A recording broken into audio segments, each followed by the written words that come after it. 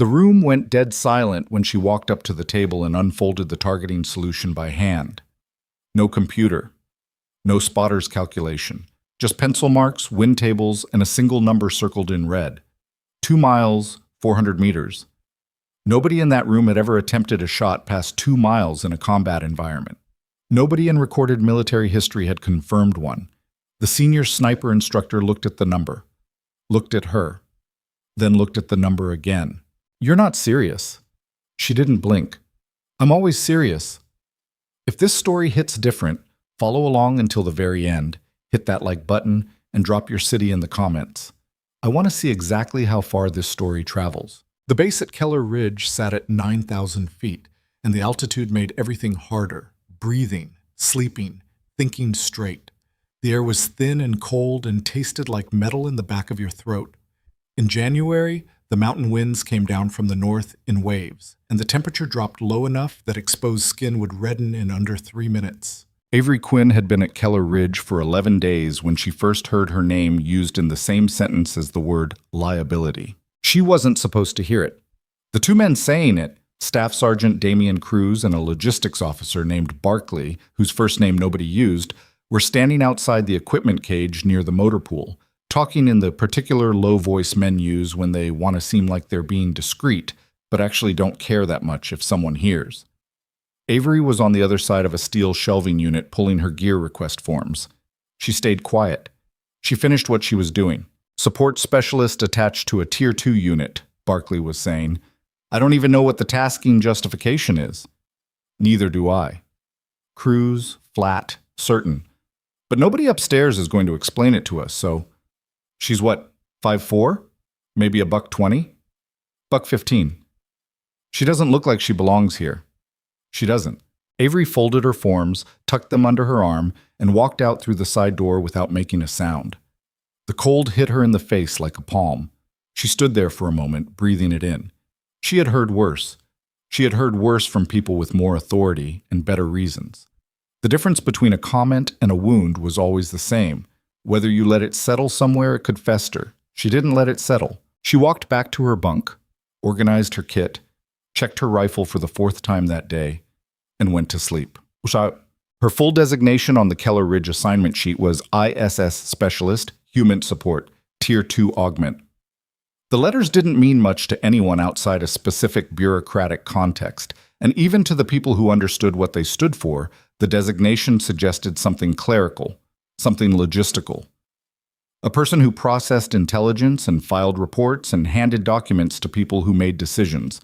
That was the official version. The unofficial version was more complicated, and it belonged to a file that only 4 people at Keller Ridge had clearance to open. Avery Quinn was 29 years old.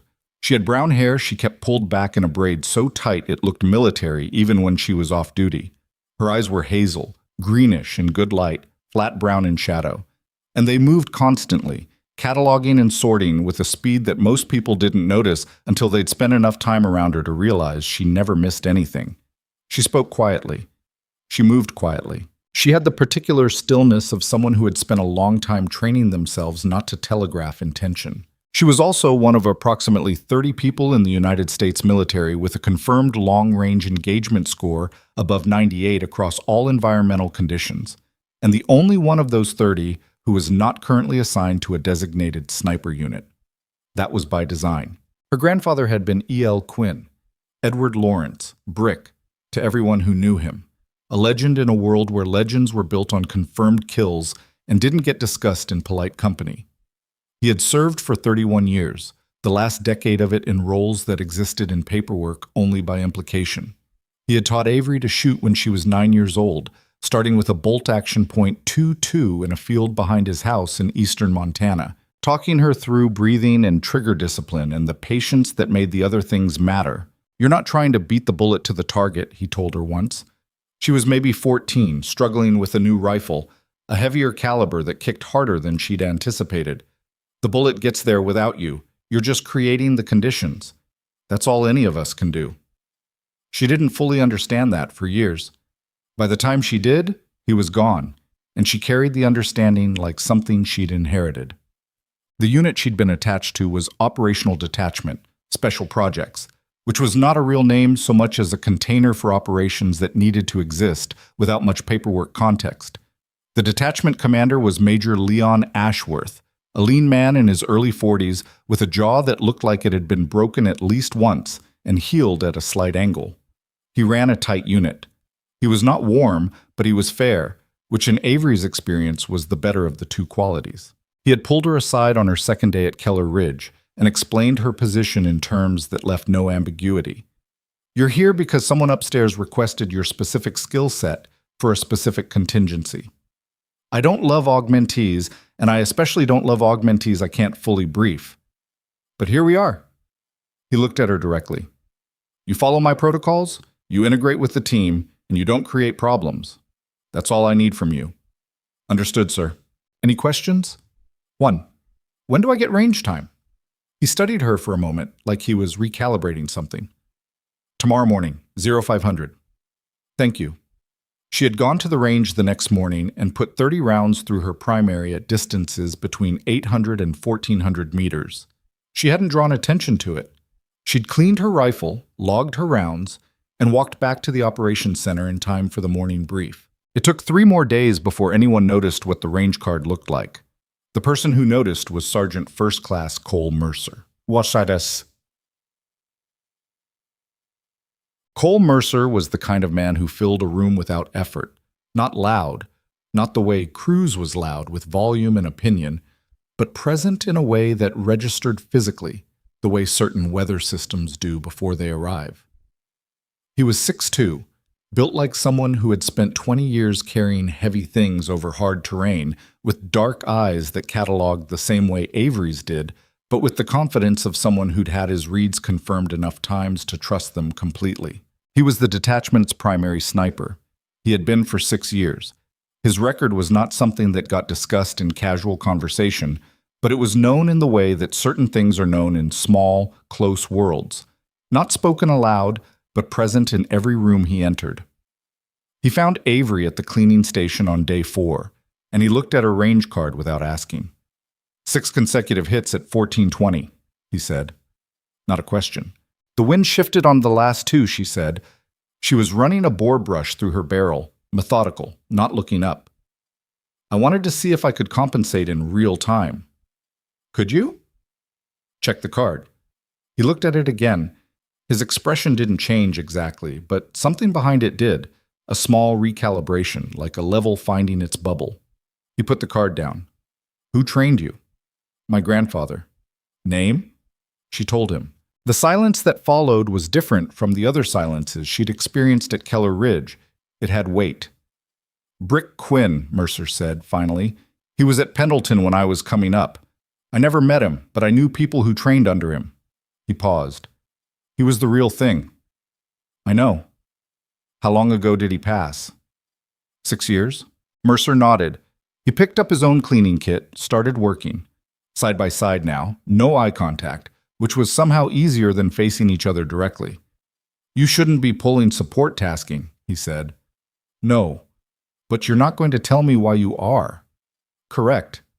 He made a sound that might have been a laugh, low and without much humor. All right, fair enough. The intelligence brief that changed everything came on a Thursday morning, 8 days into Avery's assignment. Major Ashworth stood at the front of the operations center with his hands behind his back and his jaw set at the angle it always was when something expensive was about to happen. The full detachment was present. 12 operators, Avery, 2 intelligence analysts named Prentice, and Sock, and a visiting liaison from an agency whose acronym nobody used out loud. We have a fix on Raheem Darzi, Ashworth said. The name landed differently on different people. For the analysts, it was a file number, a target designation. For the operators who'd been in the region long enough, it was something closer to a wound, a name attached to a string of operational compromises and body counts that stretched back 4 years. Darzi was a network facilitator. He didn't fight. He connected people, moved money, arranged logistics for groups that specialized in making American operations expensive. He had been on the target list for 2 years without a confirmed location because he was careful, he was patient, and he surrounded himself with people who were paid well enough to stay loyal. Location is a valley compound approximately 43 kilometers northeast of our current position, Ashworth continued. The compound is in a natural bowl, high ground on three sides, single vehicle access route from the south. He has between 20 and 30 armed personnel on site at any given time. What's the engagement window? Mercer asked. 72 hours, potentially less. Source reliability on the location is high, but Darcy moves.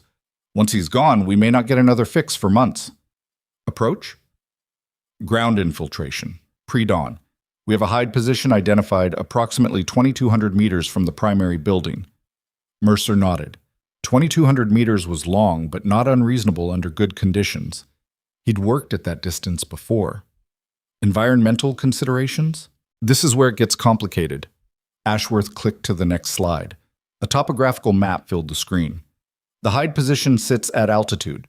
The compound is at a significantly lower elevation, roughly 400 meters of vertical drop between shooter position and target. Angle compensation, one of the other operators said. Avery didn't know his name yet. Significant. Significant, Ashworth agreed. Additionally, the valley funnels wind in a way that makes conditions unpredictable. Our meteorological data shows average gusts between 15 and 22 miles per hour at the compound level, with sudden shifts possible. The room went quiet in a particular way, the kind of quiet that meant people were doing math they didn't like the answer to. I need a probability assessment, Ashworth said. Can we take this shot? Mercer was quiet for a moment. His eyes were on the topo map, tracing the lines of the terrain. Avery watched him work through it. She could see the process happening behind his face, the variables being stacked and weighed. 2,200 meters at that angle, with that wind profile, he said. I'd want a spotter I trust completely, and at least a 4-hour observation window to understand the wind cycles before I commit. I can't give you a high confidence number without that. We may not have 4 hours? I know. What's your number? Mercer paused. 65, maybe 70, if the wind cooperates. 65 was not a number that moved an operation forward. 65 was a coin flip with extra steps. Ashworth looked at the map. Then he looked at Avery. She had not spoken. She had not moved. She was sitting in the back row with her hands loose in her lap and her eyes on the topo display, running the same calculations Mercer had run but arriving at different questions. Quinn, Ashworth said. Sir? You've been reviewing the environmental data since yesterday. It wasn't a question. He'd seen her at the analyst station, which meant he'd noticed, which meant he'd been paying more attention to her than she realized. I have. Your read? The room shifted. Subtle, a reorientation, attention moving toward the back row. She felt it without looking. The wind in that valley has a pattern, she said. It's not random. The gusts follow the terrain. They're channeled by the ridgeline on the western wall. There's a 2 to 4 minute lull in the cycle, repeating roughly every 18 to 20 minutes. If you can identify the pattern on sight and time the shot to the lull, she paused. The angle is actually beneficial. The bullet's in free air longer on the way down, less surface-level turbulence to fight. The silence was different now. It had an edge to it. Mercer was looking at her. You're proposing a 2,200-meter shot with a 4-minute window inside a wind cycle, he said. His voice was careful, controlled. I'm describing the conditions as they are. I'm not proposing anything. But if someone were to attempt that shot, high confidence, she said, if the pattern holds. How do you know the pattern holds? Because it's a physics problem. The ridgeline geometry is fixed. The prevailing wind direction is fixed. The lull is a mechanical consequence of both. She looked at him directly for the first time. I've modeled it 4 times. The variance is within acceptable range. Mercer stared at her for a long moment. Something moved behind his eyes. Not hostility exactly, but something that hadn't decided yet what it was. You've modeled it, he repeated. By hand, she said. I can show you the work. After the brief 3 separate conversations happened in 3 separate corners of the operations center. Avery was aware of all of them, without appearing to be. Cruz and Barclay, near the door. Think Ashworth actually buys that? Some augmentee who's been here less than 2 weeks. 2 of the other operators by the map table. Mercer's the best we've got. If he's at 65, what does she think she's going to do? Prentice, the senior analyst, quietly to Sock. The modeling is sound. I checked her numbers. She's right about the wind pattern. Avery sat at a corner desk and ate a protein bar and stared at a topographical printout of the valley compound. The numbers were right. She knew they were right the way she knew most things she had spent hours confirming. Not with arrogance, but with the specific quiet certainty that comes from work. The question wasn't whether the shot was possible. The question was whether anyone was going to let her take it. Mercer found her that evening at the range. She was dry firing, going through her pre-shot routine in slow motion, settling position, controlling breathing, cycling the trigger with the safety on, feeling the mechanics until they were automatic. The range was empty at this hour. The cold was significant. Her breath came out in small clouds. He sat down on the bench beside the firing position and watched her for a while without speaking. "You did that wrong," he finally said. She didn't stop. "What specifically?" "Your rear bag placement. You're letting the rifle torque right on trigger pull. Barely perceptible, but over 2,200 meters, it'll push your point of impact 6 to 8 inches. She paused, adjusted the bag. Dry fired again. "Better?" she asked. "Better." She ran through 3 more repetitions. He was quiet. "You want to ask me something," she said. "I want to ask you a lot of things." He leaned forward, elbows on knees, looking at the dark range. "Start with this. Have you ever taken a shot over 1,500 meters in an actual engagement? Not a qualification range, not a controlled environment." "No." "Have you ever been downrange when someone's shooting back?" A pause. "Once? 3 years ago? Different context." "What happened?" "I handled it." "That's not an answer." "It's the only answer I have." She looked at him. "Have you ever tried to calculate a shot at 2,200 meters in a valley with a channeled crosswind at altitude? Not at that distance. Not at that angle." "But you told Ashworth 65%. Based on what I know I can do." And I told him high confidence based on what I know the physics allows.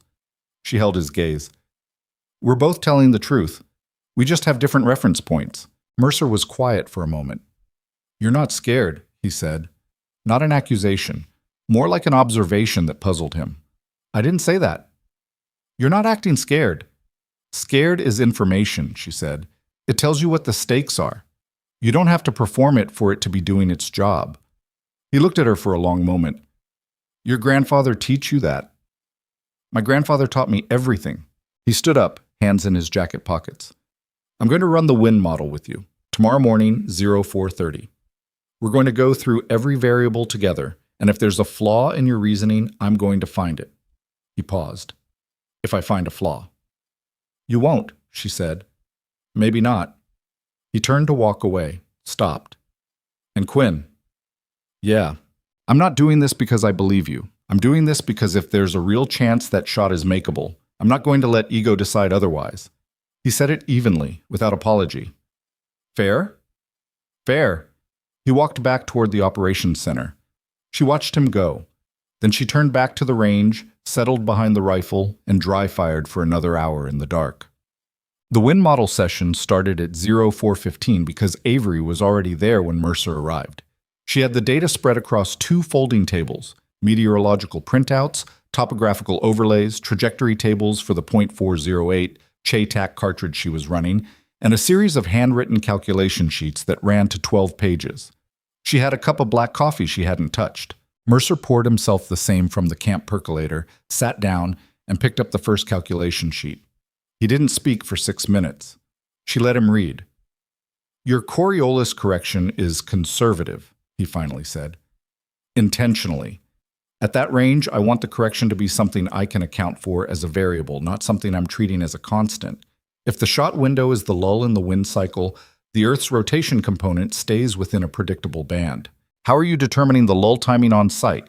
You won't have weather station data. Visual indicators. The valley has sparse vegetation at the lower elevations, grass, some scrub. The movement pattern gives you a real-time read on surface wind speed. You watch 3 or 4 cycles before you commit. The lull is visually apparent. And if the pattern doesn't hold that day, weather systems shift. Then I wait for a day it does. We don't have that luxury. 72-hour window. Then I work with what the window gives me. She took the calculation sheet back, pointed to a specific line. Here. This is the variable I've built the most margin into. If the wind lull is 17 minutes instead of 18, or if it's only 3 minutes instead of 4, I still have workable time on target. The sensitivity analysis holds. Mercer studied the line. His finger traced the margin she'd built in. You've done this kind of modeling before, he said. A lot. Where? She hesitated. Training context? Supervised. But not operationally. Not operationally. He put the sheet down. He looked at the spread of papers across the table, then at her. Here's my problem, he said. You're technically right. The math works. The model is sound. Prentice already told me she checked it. A pause. But math working on paper and execution under operational stress are two different things. You're asking the detachment to build an operation around a single shot that has never been attempted at this distance in this environment by a shooter who has never executed a live engagement at range. I know. That's a significant ask. I know that too. So what do I tell Ashworth? She looked at him steadily. Tell him what's true. The shot is makeable. The model is sound. The shooter is ready. She held his gaze. And tell him you want to run a field qualification at maximum distance before the operation. If I can't perform under those conditions, pull me and take your 65%. But if I can, give me the shot. The silence stretched.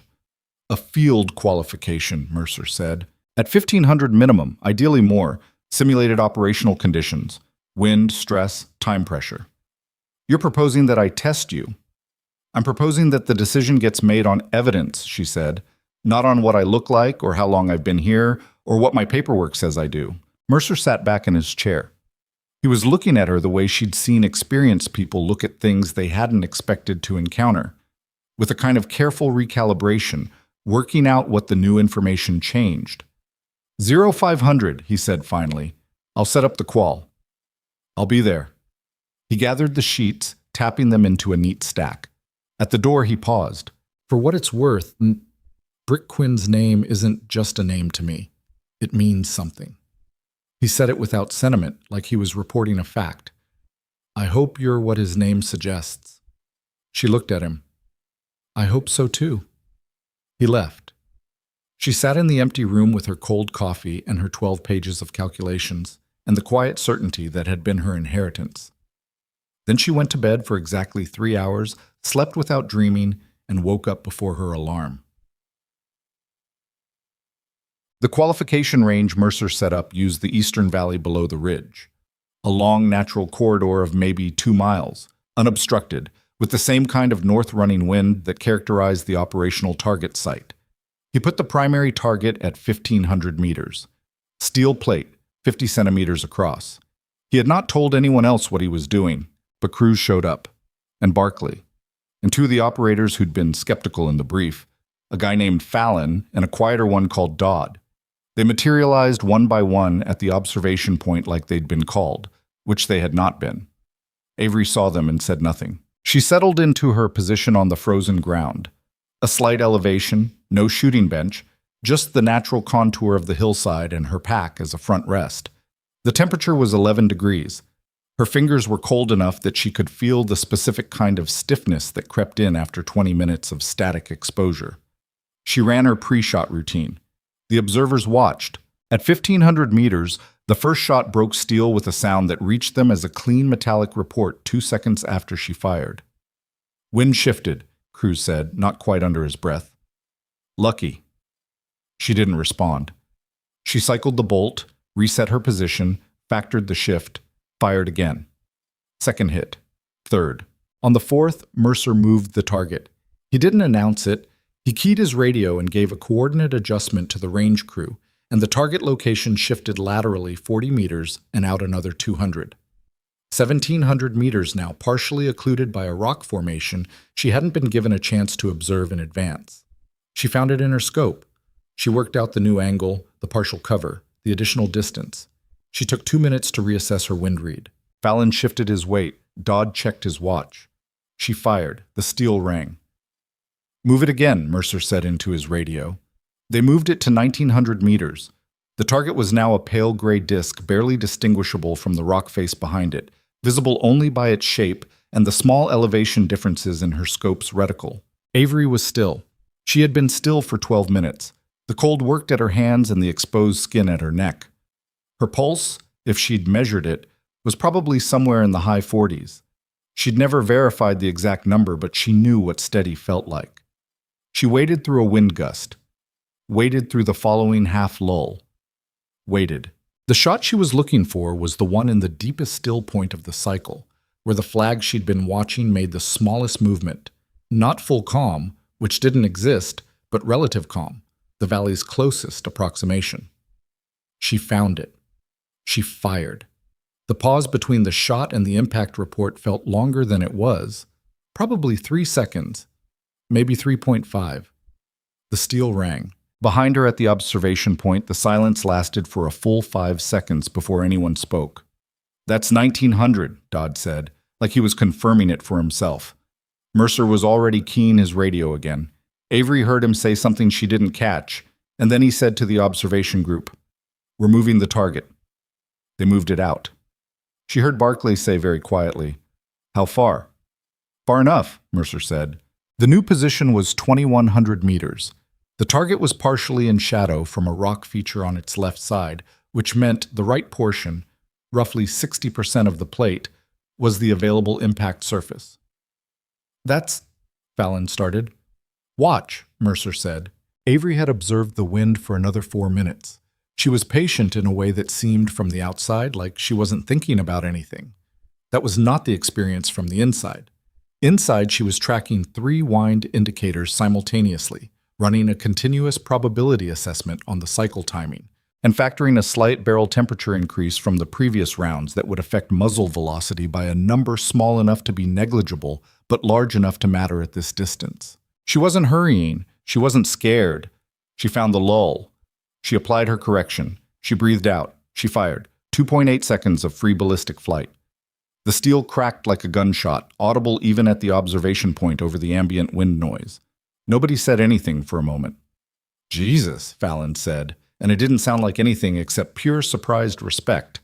Cruz was silent for the first time since Avery had arrived at Keller Ridge. Mercer stood with his binos down, looking at the valley. He was quiet for a long time. Then he turned around and looked at Avery, who was already pulling back from her position with the efficient, unhurried movements of someone who had accomplished a thing and was ready to move to what came next. "You need to brief Ashworth," he said. "You need to brief Ashworth," she said. "He'll take it better from you." "She gets." Mercer held her gaze for a moment. Something passed across his face, not quite a smile but adjacent to one. The kind of expression that happens when someone reconsiders their position completely and has the self-awareness to know it. "Yeah," he said, "probably." He walked back toward the ridge with his binos in his hand and the particular stride of a man reordering his assumptions. Avery broke down her rifle, packed it, and followed. She didn't look at Cruz. She didn't need to. The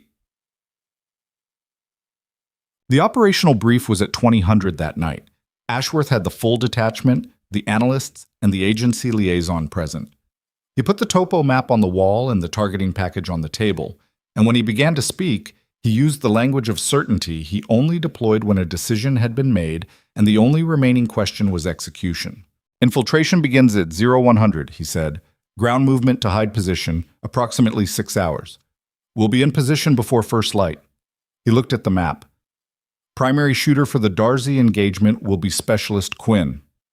The room reacted in the specific way rooms react when something unexpected has been said aloud for the first time. Not loudly, more like a collective recalibration, a subtle shift in posture, an exchange of glances. Cruz, to his credit, said nothing. Mercer, seated at the left side of the table, looked at the map. "Mercer will serve as OIC for the sniper element and will provide spotting for the primary shot," Ashworth continued. "Secondary shooter position will be established by Sergeant Fallon to cover egress and provide backup engagement capability." He paused. "Any questions about the assignment?" Barclay looked like he had several. He didn't ask any of them. "Good," Ashworth said. "Mission brief continues." Tick. After the brief, while the operators were dividing into small groups to run through equipment checks and route planning, Avery found a quiet corner near the map table and stared at the operational overlay for the Valley compound. Darcy's building, the hide position, the elevation profile, the wind arrows that the analysts had layered over the topo based on her modeling. Mercer appeared beside her. He was looking at the same thing. "Nervous?" he asked. "Yes," she said. No hesitation. "Good." He said it like a doctor confirming a reflex. "How's your stomach?" "Fine." "Sleeping okay?" "Well enough." "Same." He reached past her and tapped a point on the map. The hide position, a small shelf of rock at the valley's eastern rim. "This is where it happens. From here, everything is physics and patience." He paused. "You're good at both." She looked at the map point. At the distance between there and the target building, 2,200 meters of air and altitude and variable wind. "My grandfather used to say that the shot is the last 5%, she said. "The other 95 is everything that came before it." "Smart man." "He was." Mercer nodded slowly. "Get some rest." He moved away. Then, over his shoulder, "You're going to need it." She stayed at the map for another 10 minutes after he left. Outside, the mountain wind moved across the ridge in the long, cold waves she had been studying for 11 days. She listened to it, she memorized its rhythm, then she went to sleep. At 22 minutes past midnight, Avery Quinn stepped out of the operations center with her rifle across her back, her kit packed to exactly the weight she'd decided on, and her breathing already controlled. The temperature at the ridge was 6 degrees above zero. The stars were very bright. She fell in with the team, found her position in the column, and began moving northeast into the dark. Somewhere ahead, across 43 kilometers of mountain terrain, a man named Darcy was sleeping in a compound that didn't know she was coming. And somewhere beyond that, in a dimension she hadn't fully articulated to anyone, not even Mercer, was a shot that had never been made, a number that didn't exist in any record, a distance that all available evidence said was beyond the boundary of what was possible. Her grandfather's voice moved through her, the way it always did when the stakes were real. "The bullet gets there without you. You're just creating the conditions." She moved through the dark, silent, unhurried, carrying something that felt like readiness, and something that felt like grief, and something that felt, underneath both of those, like the quiet beginning of certainty. The mountain held its breath. She walked forward into it. They were 4 hours into the movement when Mercer's radio crackled. It was a tight burst transmission, encrypted, from the forward reconnaissance element that had been positioned near the valley for the past 18 hours. Mercer listened with his earpiece, and his face went still in a way that was not calm. The stillness of someone receiving information they don't like and processing it faster than they're reacting. He raised his fist. The column stopped. In the mountain silence, everyone heard the second thing the forward element said, the thing that made Fallon turn around and look at Mercer, and made Dodd put his hand on the rifle he'd been carrying relaxed at low ready. Mercer lowered his fist, moved to Ashworth. She was close enough to hear. "Sir," Mercer said, his voice low and steady, "forward element has eyes on additional personnel at the compound. Significant increase." A pause. "Estimate 50 to 60 armed, sir. More than double the intelligence projection." And in the cold mountain dark, 43 kilometers from a target that had just become much more dangerous, nobody spoke for a very long time. Ashworth didn't answer immediately. That was the thing about him. He never filled silence with noise. He stood in the mountain dark with Mercer's words between them and ran the calculation the way a man does when the variables have changed, but the objective hasn't. And the question is whether the gap between those two things is crossable or not. "Source on the personnel count?" he asked. "Visual confirm 2 observers. They've been on site 6 hours. "Armed configuration?" "Perimeter heavy. Roving pairs on the outer wall, staggered intervals. Inner element concentrated near the main structure." Mercer paused. "Whoever put those people there knew what a defensive perimeter should look like." "Darcy's people don't work like that." "No, sir, they don't." That was the thing that nobody said out loud, but everyone standing close enough to hear understood immediately. Darcy was a facilitator. His security presence was protective, not tactical. Guards with money who stood near doors and looked intimidating. 50 to 60 armed personnel in a structured perimeter configuration was something else. That was the signature of someone who expected to be found and had prepared accordingly. Ashworth looked at the terrain ahead. The mountain didn't offer any opinions. "We continue," he said. Mercer didn't argue. Neither did anyone else. Abam! The last 2 hours of the approach were the hardest. The route took them up across a broken ridgeline where the wind hit full force and the footing was unpredictable. Loose shale under a thin crust of ice, the kind of surface that sounded solid until the moment it wasn't. Avery moved with her rifle tucked close, pack weight centered, reading the ground 2 steps ahead the way her grandfather had taught her to read it on elk hunts in the Bitterroot 20 years ago. "Watch where the rock changes color," he'd told her. "Darker usually means wetter. Wetter usually means loose." She watched where the rock changed color. At 3:40 in the morning, the column crested the eastern rim of the valley and found the hide position, a natural shelf of granite with a rock formation on the northern end that provided concealment and a clear sight line down into the bowl below. The compound was visible. Even in the dark, even at this distance, you could see the shape of it. A main building of roughly 40 meters, 2 smaller outbuildings, a vehicle area where 4 trucks sat in a loose cluster, exterior lights on the corners, movement at the perimeter, slow, regular, the back and forth of security personnel doing what security personnel do when they're not expecting anything specific. Avery set up in the position and spent the first 15 minutes doing nothing except watching. Mercer set up beside her, binos on the compound. Behind them, the rest of the element spread out along the ridge in security positions. Fallon on the far right with his secondary rifle, Dodd and 2 others covering their flanks, and the approach they'd come up. Ashworth was 12 meters back, running comms with the forward observation element still positioned lower in the valley. Nobody spoke for a while. The mountain air at this elevation had a stillness to it that felt absolute. Not peaceful, just empty, stripped of everything that wasn't cold and wind and rock. Then the wind shifted. It came from a different direction than the model predicted. Not from the north-northwest, but from something closer to due west. And it hit for maybe 45 seconds before it corrected back. Avery marked it, said nothing, adjusted her wind chart by hand in the dark, small notations she'd be able to read by the light of what was coming. "You felt that," Mercer said quietly. Not a question. "West component, 30 to 45 seconds, probably a terrain echo off the secondary ridge. Happens with valleys like this. The main pattern holds, but you get interference from secondary features." "I know." She continued writing. "I'm recalculating the sensitivity margin." He watched her for a moment. "How long?" "Give me 8 minutes." He gave her 8 minutes. First light arrived slowly, the way it does at altitude.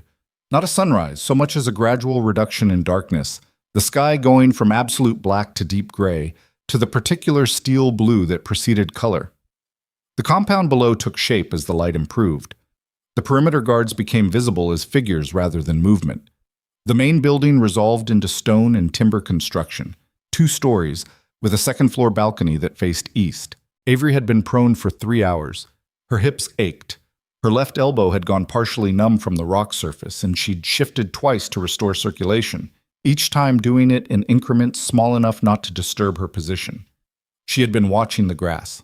The valley floor had a thin cover of dried mountain grass, pale tan, almost gray. And in the area between the base of the eastern rim and the compound perimeter, it moved constantly, registering every variation in the surface wind. She had been tracking it since first light with the methodical attention of someone reading a language they'd spent years learning. The pattern was there. It wasn't the same as her model had predicted. The west component interference she'd noted overnight created a secondary cycle that overlapped with the primary at irregular intervals. But underneath the interference, the fundamental lull was present. Shorter than projected, running somewhere between 2 and 3 minutes, rather than 2 to 4, but consistent. She had confirmed it through 6 cycles. The problem was the shorter window. She ran the adjusted figures. "Mercer?" "Yeah, window's shorter than modeled, 2 to 2.5 minutes average. I've seen 3 once." He moved his binos from the perimeter guards to the grass, watched, counted. "You're right," he said after a while. "What does that do to your solution?" "Changes my pre-shot routine timing. I need to be at trigger pull ready with 30 seconds to spare before the lull opens, so I'm not rushing the last adjustments inside the window." "You've done that before?" On a range, yes. Range is different. I know. He was quiet. Below, one of the perimeter guards completed a circuit and exchanged a few words with another at the northwest corner. Normal security activity. Routine. The compound was not on alert. Darcy, Avery said. I've been looking. Second floor, balcony. Mercer adjusted his binos. 3 seconds. Got him, he said. There was a figure on the eastern balcony, partially in shadow, but visible. Average height, light-colored jacket, moving with the unhurried quality of someone who felt secure in their location. He was looking east toward the morning light coming over the rim. Confirmation markers? Avery asked. Prentice gave us 3. Gate pattern. He has a slight left side favoring. He's using it. A pause. The jacket matches the signal description. Lightweight, tan, or khaki. Another pause. He's got a phone out. The phone was the third marker. Darcy was known to conduct early morning communications before his security detail was fully active. Time? He's been out there approximately 4 minutes. How long does he typically stay? Prentice said variable, 5 minutes minimum up to 15. Avery adjusted her position by a fraction, bringing the crosshairs onto the balcony. At this distance, the figure was small.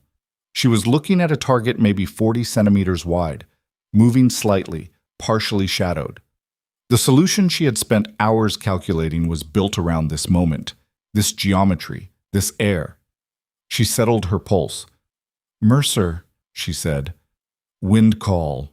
He moved his attention from Darcy to the grass indicators, then the rock face flag he'd hung 30 minutes earlier at a reference point he'd established for exactly this purpose.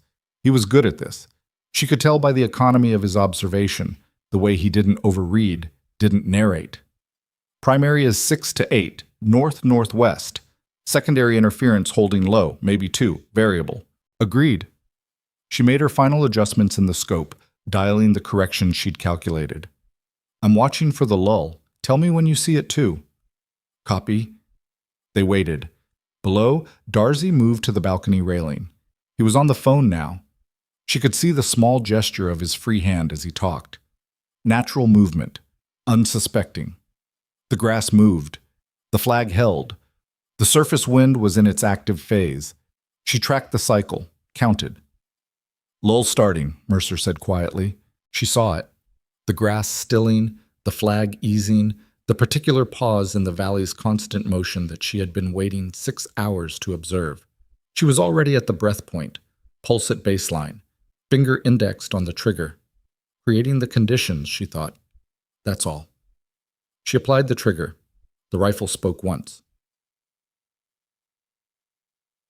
At 2,200 meters and 400 meters of elevation drop, a .408 Chaytak bullet travels for approximately 2.6 seconds. Those 2.6 seconds are the longest unit of time in any sniper engagement because they belong entirely to physics, and nothing you do after the trigger breaks changes anything that's coming. Avery stayed still. She watched through the scope. On the balcony of the main building, Raheem Darcy, facilitator, network node, the operational reason they had moved 43 kilometers through a mountain night, dropped. Not dramatically, not the way it happens in films. He simply stopped being upright and became something else. A shape on the balcony floor, the phone somewhere off to the side. The tan jacket crumpled against the railing. Hit, Mercer said. His voice was completely even. Confirmed. For a moment, nothing else happened. The compound didn't react immediately. At that distance, even in the mountain silence, the sound of the shot would have been attenuated, directionless, easy to miss if you weren't listening for it specifically. Then someone on the perimeter saw the figure on the balcony, and the compound went loud. Shouts. Running figures. Doors opening. Doors. Mercer was already on the radio. Actual. This is Overwatch. Engagement complete. Confirm target down. Compound is alerted. Say status on egress. Ashworth's voice came back immediately. Copy Overwatch. Egress on my mark. Forward element. Prepare to... The transmission cut. Not faded. Cut. The sharp, specific interruption of a radio signal that has encountered interference. Mercer tried to re-establish twice.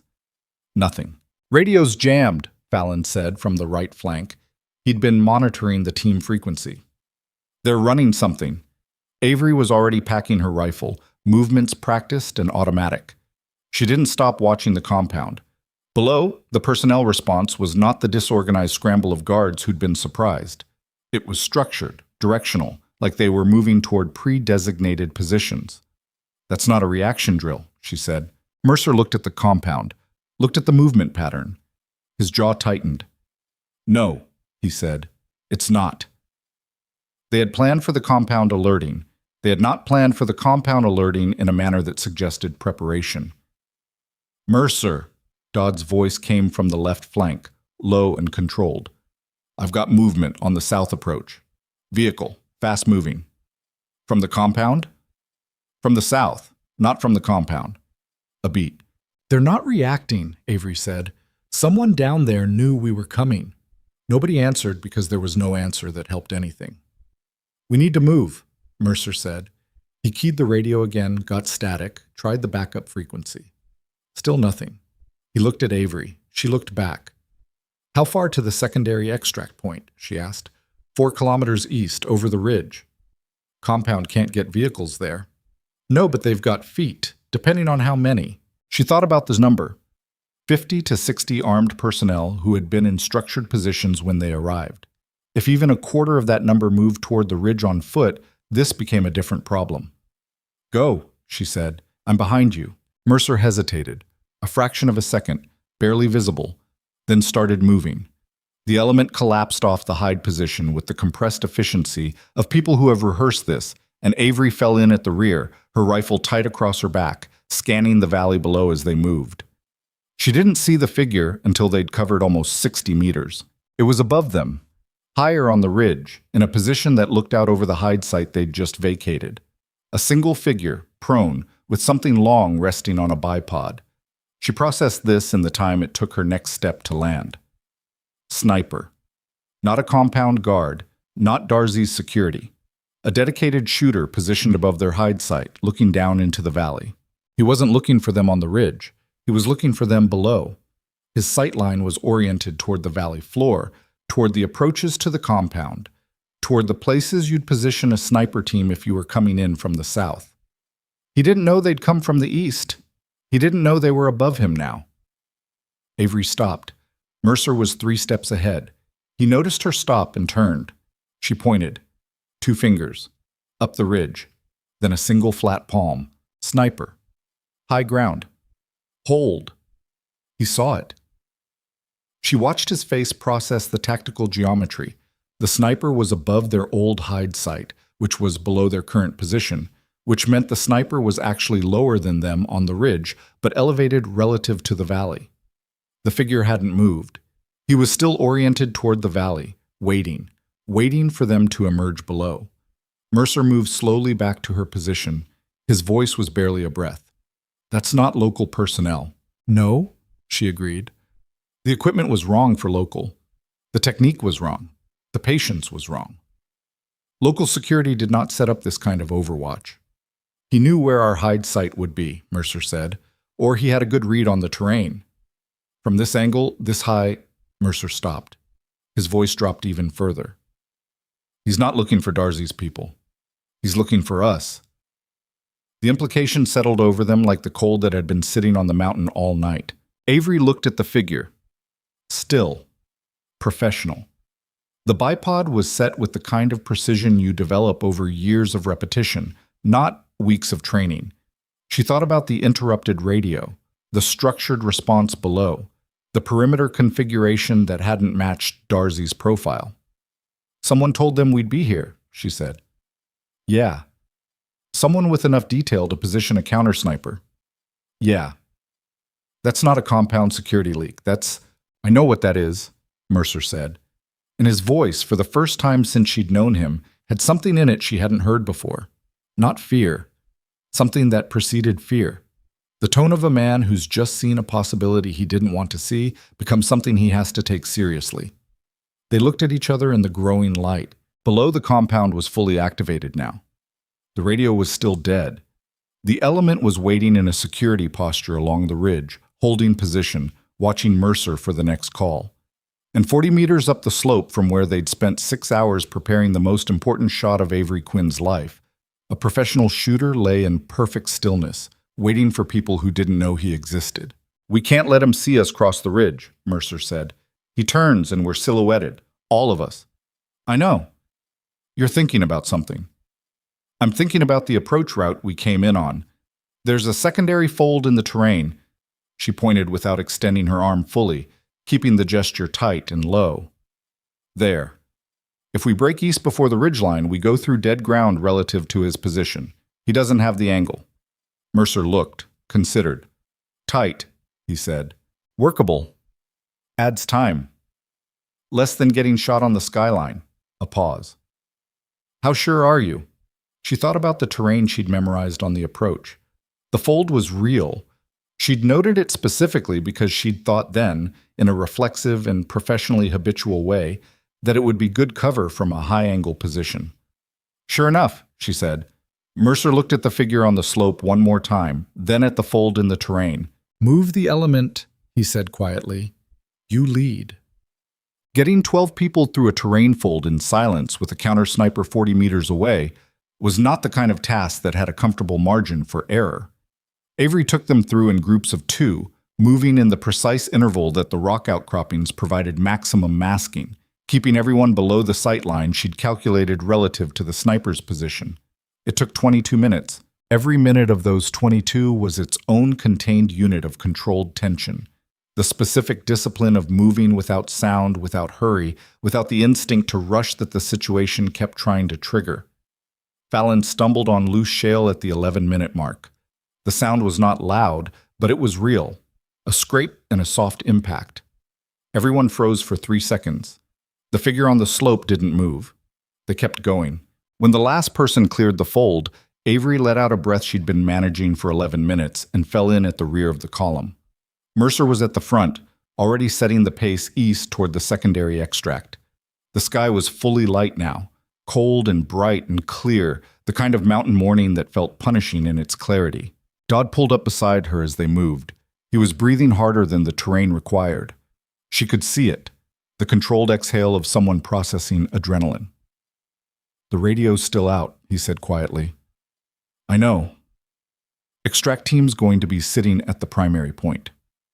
"Yes." "If we can't reach them," secondary point. "We make it to the secondary and they'll have fallback protocols. If they got our last transmission," she looked at him. He wasn't panicking. He was a professional, and professionals asked the uncomfortable questions out loud so they could stop carrying them internally. She understood that. "If they didn't," she said, "we cover 4 kilometers, establish visual contact, and adapt from there." He nodded, moved back to his position in the column. She thought about the sniper on the slope. She thought about the radio jamming. She thought about the structured compound response. She thought about who, in the operational chain, knew enough about their specific approach to position a counter-sniper on the eastern rim. The mission planning had been contained. Ashworth, Mercer, the 2 analysts, herself, the agency liaison, the forward reconnaissance element. She counted the people. She stopped counting when the number got to a place she didn't want it to be. They were 2 hours east of the ridge, moving through a lower alpine terrain of scattered pine and rock, when they found Ashworth. He was at a position in a rock cluster with crews and 2 others from the comms element. He'd lost radio contact with the forward element shortly after their transmission had cut, and he'd pulled back to a defensible position to wait for the sniper team. The reunion was not warm. It was the specific non-warm-up of professionals who are glad everyone is alive but have neither time nor emotional bandwidth to express it. "Report," Ashworth said, looking at Mercer. Mercer gave it to him concisely. "Target down. Compound response inconsistent with standard security protocol. Radio jamming. Counter-sniper on the ridge. Exfiltration via secondary route." Ashworth listened without interrupting. "The counter-sniper," he said when Mercer finished. "Confirmed hostile?" "Confirmed professional. Equipment, position, technique. He was waiting for us." "For a team specifically, or for any incursion?" "He was oriented toward our expected hide position." Mercer's voice was flat. Someone gave him the playbook. Ashworth was quiet for a moment. He was looking at the tree line, but not seeing it. looking through it at whatever the information meant for the next set of decisions. The jamming tells us they had electronic capabilities staged, Cruz said. He was standing slightly apart from the group, arms crossed, his face carrying an expression Avery hadn't seen on him before. Not the confidence she'd observed at the range, but something guarded and tight. They had to stage it before we arrived, Dodd said. You can't bring that equipment in fast, it takes hours to set up properly. Which means they knew we were coming, Fallon said. Well in advance. The statement landed in the group without anyone immediately responding. They were all at the edge of the same conclusion, and nobody wanted to be the first to say it aloud. Avery was watching Cruz. He was watching the tree line. His body language was not the language of someone who was frightened or angry. It was the language of someone who was controlling something, managing an interior response with more effort than the external situation required. She filed it. We have a comms problem and a potential security problem, Ashworth said. His voice was command flat, measured, deliberate, the tone of someone choosing each word with care. We're 12 kilometers from the primary base. Secondary extract is 4 kilometers north. We need to reach the extract before that compound mobilizes a pursuit element capable of covering this terrain. How long? Mercer asked. Our forward element called in the target confirmation before communications cut. Assuming that went through, there will be an asset moving towards secondary extract within the hour. And if it didn't go through? Ashworth looked at him. Then we have a different conversation. He turned to the group. Move formation. Mercer and Quinn forward with me. Everyone else, standard interval, eyes out. He paused. We don't discuss what happened on that ridge outside this element until we're back on base and I've been briefed fully. Clear? Nobody argued. They moved. The last 2 kilometers to the secondary extract were the ones that cost something. The terrain dropped steeply into a narrow drainage channel, and moving through it meant single file, exposed, in a line that stretched long enough to create gaps. The gaps were the problem. In the lower brush, visibility was 15 to 20 meters at most, and the radio silence meant no one could communicate except by hand signal or voice, and voice meant sound. At the 3rd kilometer mark, Dodd held up a fist from his flank position. Contact. Not weapons fired. Something worse in some ways, because fire is unambiguous. Dodd had spotted a figure moving in the brush on the south side of the drainage, parallel to their route, and then the figure had disappeared into cover before anyone could get a full read. One figure, or multiple, tracking pace with a 12-person element, was a specific kind of bad news. Mercer moved back through the column to Dodd's position. Avery stayed forward with Ashworth, watching the north, because whoever the south side figure was, there was a standard technique for this kind of follow movement, and it required a partner. She heard the brush on the north side before she saw anything. Not much.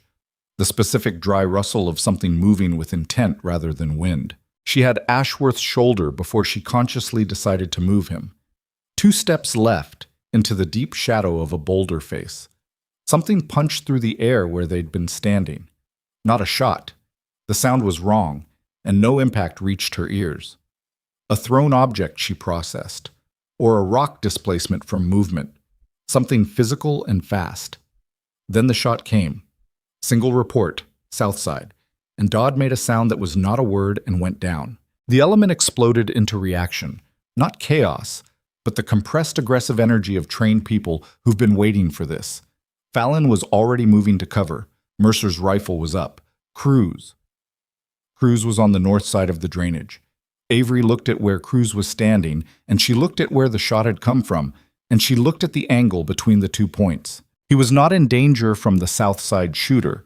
He was positioned, precisely, as if by design, at the exact point in the drainage where a north side partner to that shooter would have the best sightline on the column's command element. She had the calculation before she had the full thought. She moved. Not toward the south side shooter, toward the north. Mercer saw her go and had a fraction of a second where his face did something complicated, and then he turned back to the south side contact because there was active fire there, and you can't chase intuition when there's an active problem. She moved through the brush in the angle that kept Cruz out of her peripheral and the north side position in front of her. The figure was there, not Darcy's people, not the rough kit of a local fighter. Tactical equipment, military grade, the kind of gear that crossed certain invisible lines in terms of where it came from. She hit him before he could reorient, because he'd been watching the south side engagement and not the brush at his right flank, and she used that second of inattention to close the distance and take him down hard. Right arm locked, weight through the takedown, the rifle going to the side. He fought back. Experienced, fast, and significantly heavier than her. She didn't fight him the way he expected. She used his weight against his balance and put him into the rock face on his right side, and when he tried to bring the sidearm up, she had his wrist before it cleared the holster. 3 seconds of extremely unpleasant close-range physical problem-solving later, the man was face down with his hands compromised and the fight mostly out of him. She was bleeding from a cut above her left eyebrow where she'd caught the edge of his equipment on the takedown. She didn't feel it yet. Behind her, the south side engagement had gone quiet. She heard Mercer's voice, "Clear south." Then a second later, "Quinn, report." "Clear north," she said. Her voice came out steady. She was moderately surprised. "One in custody. He's breathing." A pause. "Copy that." Another pause. "Dodd?" Fallon's voice. "Through and through, right shoulder. He's mobile." "Then we move," Mercer said. "Now, Quinn, get back here." She secured the man's hands with the zip cuffs she'd been carrying in her front pocket since the mission began, and she picked up his rifle, and she walked back through the brush to the column. Mercer looked at her face. The blood from the cut, the specific dishevelment of someone who has been in recent physical contact with someone larger than themselves. He didn't say anything for a moment. "You knew," he said. She looked at him. "I had a read." "On who?" She shook her head slightly. One short motion. "Not here. Not yet."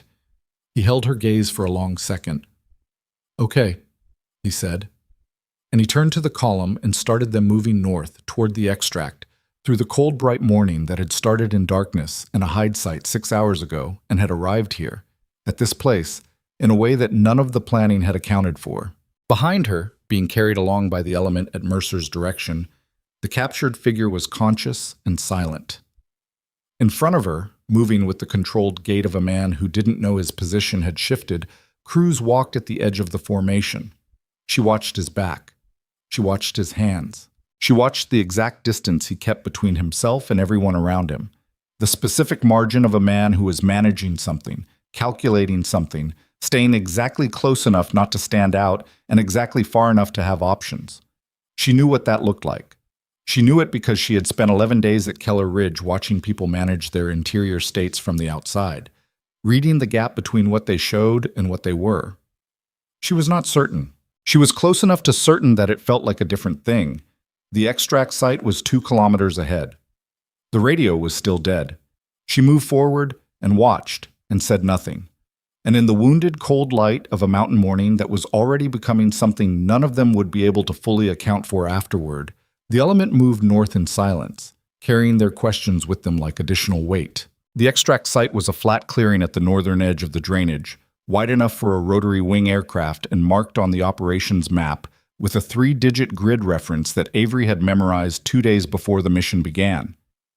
They came out of the tree line in 2-man intervals, Mercer leading, and the first thing anyone saw was the helicopter already on the ground with its rotors at idle, and a crew chief standing at the door looking at his watch like they were late for something. They weren't late. The crew chief was just the kind of man who expressed anxiety through timepiece consultation. The pilot was a woman named Karis, who had been flying mountain extracts for 9 years and had the particular calm of someone who had stopped being surprised by the condition of the people she picked up. She looked at Dodd's shoulder wound, looked at Avery's face, and said nothing except, "Everyone accounted for." +1, Mercer said. Karis looked at the zip-cuffed figure being walked to the aircraft by Fallon and said nothing about that either. They loaded in 40 seconds and were off the ground in under 2 minutes. The flight back to Keller Ridge took 37 minutes. Nobody talked much. The rotors were loud enough to discourage conversation, and the element was running the specific kind of tired that comes after sustained operational stress. Not physical exhaustion, so much as the deep, heavy flatness of a nervous system that has been running at full output for 6 hours and is now permitted to reduce. Dodd sat against the starboard wall with Fallon applying pressure to his shoulder. The wound was what it was. A through and through of the upper right shoulder that had missed the subclavian and the brachial plexus, which made it a good wound by the grim metrics of the field. He was pale and irritated and kept trying to assess the damage himself, which Fallon kept stopping him from doing. "I can feel it," Dodd said. "I know you can." "It didn't hit the—" "I know. Stop moving." Avery sat across from them and watched the mountains fall away beneath the aircraft. Her hands were in her lap, still. The cut above her eye had stopped bleeding and was beginning to pull in the dry air. She hadn't looked at it. She was thinking about Cruz. He was seated at the forward end of the aircraft, 3 positions away, not looking at her. His posture was the posture of a man riding out a difficult situation, contained, directed inward, waiting for it to be over. That was normal for this kind of extraction. That was how most people looked. But she'd been watching him since the drainage, and there was a specific quality to his containment that didn't match the rest of the element. Everyone else's fatigue was expressed in the body. Relaxed hands, dropped shoulders, heads leaning against the fuselage. Cruz was holding himself together at the joints. His fatigue was managed, not released. She looked away before he could feel the observation. Mercer was at the opposite end of the aircraft, also not looking at her. He was looking at the captured figure, who sat secured and silent between Fallon and one of the comms operators. The man had not said a word since the drainage. His equipment had been documented. Mercer had cataloged it by hand during the aircraft loading, working fast and thorough in a way that told Avery he'd already identified several things about its origin that he wasn't ready to say aloud. She had identified the same things. The equipment was American, not American manufactured for export. American issued. The threading on the suppressor, the specific model of radio, the kit configuration. These were not items that moved through normal commercial channels. When Mercer's eyes finally moved from the captured figure to her, they stayed there for a moment that contained several complete thoughts without any of them being expressed. She gave him the smallest nod. He looked away. Keller Ridge Base appeared through the forward windows as the helicopter banked north. A collection of prefabricated structures and vehicle compounds spread across a high plateau. Unremarkable from the air, functional in the way that military forward operating bases are always functional, which is to say that everything is present and nothing is comfortable. Ashworth was on the radio with Base before they touched down. She couldn't hear his specific words over the rotors, but she could read his posture, the set of his shoulders, the clipped economy of his gestures. And she understood that whatever he was saying, it was not a routine post-mission debrief request. They landed at 0842. The base medical element was waiting for Dodd. 2 people from the intelligence section were waiting for the captured figure. Major Ashworth disappeared into the operations center within 90 seconds of landing and did not come back out. The rest of the element stood on the landing pad in the early morning sun, kit still on, and looked at each other. "Debriefs in 2 hours, Mercer said. Medical check for everyone who needs it. Weapons secured. No external communication until Ashworth clears it." He looked at each of them in turn. "That last part isn't optional." Nobody argued. They dispersed. Avery went to the medical station, had the cut above her eye cleaned and closed with 2 steri strips, declined the offer of an actual cot, and went back to her bunk where she sat on the edge of the mattress and stared at the floor for approximately 4 minutes. Then she got up, went to the cleaning station, and broke down her rifle. The mechanics of it were automatic. She didn't need to think about the process, which meant her mind could work on other things while her hands did what they'd done thousands of times. She worked through the sequence: bolt carrier group, firing pin, extractor. Each component laid out on the mat in order, inspected, cleaned, set aside. She was thinking about the mission planning session. Who had been in the room? What had been said? What the specific details of their hide position were, and who would have known those details well enough to position a counter-sniper on the eastern rim? The hide position had been Mercer's selection, made during the planning session 2 days before execution. He'd used a topographical analysis in his prior experience with valley terrain to identify the shelf on the eastern rim as optimal, the right elevation, the right sightline, the right concealment profile. The counter-sniper had been positioned to cover exactly that shelf, which meant whoever had shared that information had either been in the room during the planning session or had access to the planning documents afterward. She reassembled the rifle, checked function, set it aside. She did not allow herself to reach a conclusion. A read was a read. It was information, not certainty. You didn't act on a read. You filed it, and you watched, and you waited for the read to either compound or dissolve. But her reads had a particular track record. She lay back on her bunk, stared at the ceiling, and did not sleep. The debrief lasted 3 hours and 40 minutes. Ashworth ran it himself, which was unusual. Typically, a debrief of this scope would involve the intelligence section, the agency liaison, and a senior officer from the regional command element. This one was the major and a recording device, and the 12 members of the element plus the 2 analysts, seated around the operations center table in the particular configuration of people who are being asked to recount shared events, but are uncertain how shared their understanding of those events actually is. He took them through it sequentially. Approach, infiltration, the personnel count discrepancy, the engagement, the radio jamming, the counter-sniper, the contact in the drainage, the extraction. He asked precise questions and he wrote precise notes, and he did not offer interpretation while they were talking. When they were done, he set down his pen and looked at the table for a moment. "The captured individual," he said. "Has anyone here seen his equipment before?" Silence. "In a previous operational context," Ashworth said, "anyone recognize the kit configuration?" More silence. Avery watched Cruz. He was looking at the table in front of him, arms crossed, posture closed. Not the posture of someone who doesn't know the answer, the posture of someone managing the weight of it. "I have a question, sir," Mercer said. "Go ahead." The radio jamming was staged equipment. That equipment had to be in position before we arrived at the hide site. He paused. "Who had access to the specific approach route and timeline outside of this room?" Ashworth looked at him. "That's not a question for this debrief." "Respectfully, sir, I think it is." The temperature in the room shifted, not dramatically. A degree of 2, the way rooms change when something is said that everyone was thinking and nobody expected to hear. Ashworth held Mercer's gaze. "The question of who had access to operational details is being handled through channels that are above this element's scope. What I can tell you is that the investigation is already in motion. With respect, sir, this element put people in a position where they nearly got killed because someone handed our playbook to the other side." Mercer's voice was even, not angry, the kind of controlled that is harder than angry. "The people in this room deserve to know whether the problem is in this room." Another silence, this one longer. Ashworth picked up his pen, tapped it once on the table, set it down. "Anyone in this element who has information relevant to the operational security breach is expected to report it directly to me, privately, immediately after this debrief." He looked around the table. "That's not a request." He stood. "Dismissed. All personnel remain on base until further notice." Cool. They filed out. The operations center emptied in under 2 minutes, people drifting into the small clusters that form. When a group of people are all trying to process the same information separately. Avery stayed behind. Ashworth was gathering his notes. He didn't look up when he heard her not leaving. "Quinn." "Sir?" "You have something." She closed the door, came to the table, laid her hands flat on the surface. Not aggressive, just present, grounding herself. "In the drainage," she said. "The north side contact. He was in a position that gave him the sight line to the command element. Me and you."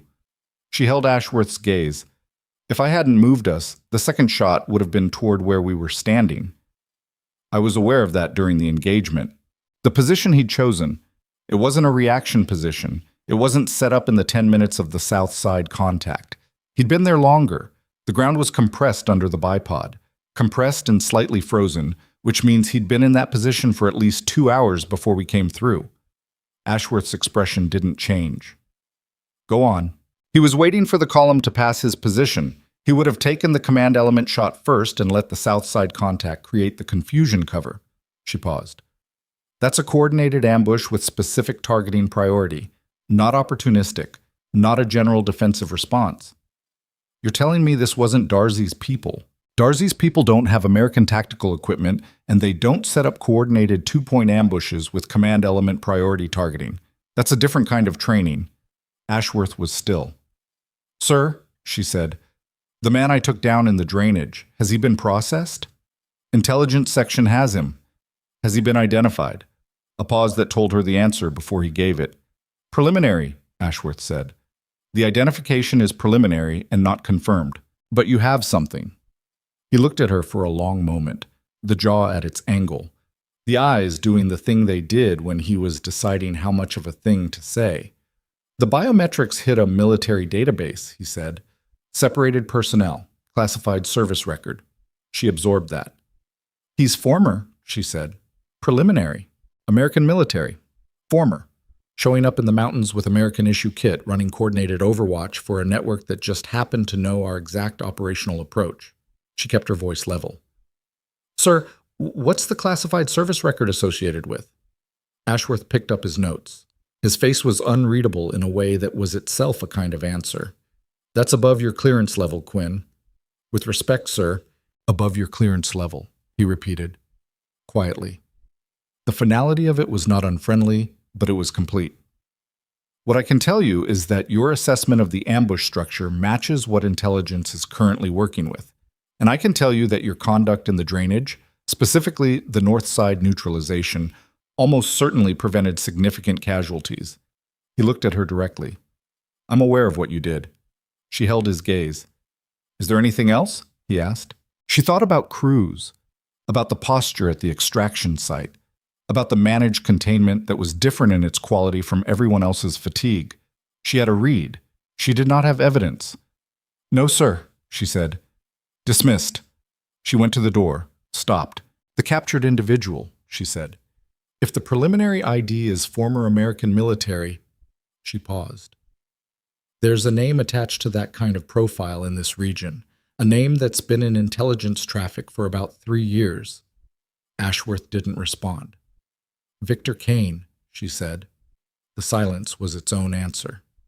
She left. Mercer found her at the eastern perimeter fence an hour later. She was standing with her hands in her jacket pockets looking at the mountain range to the northeast, the same range they'd come out of 6 hours ago. He came and stood beside her without announcing himself. You told Ashworth about Kane, he said. I told Ashworth about a profile. Same thing. He was quiet for a moment. Kane's been a ghost for 3 years. Former Army, deep reconnaissance background, went dark after he separated. Intelligence has connected him to at least 4 training programs for hostile networks in this region. He paused.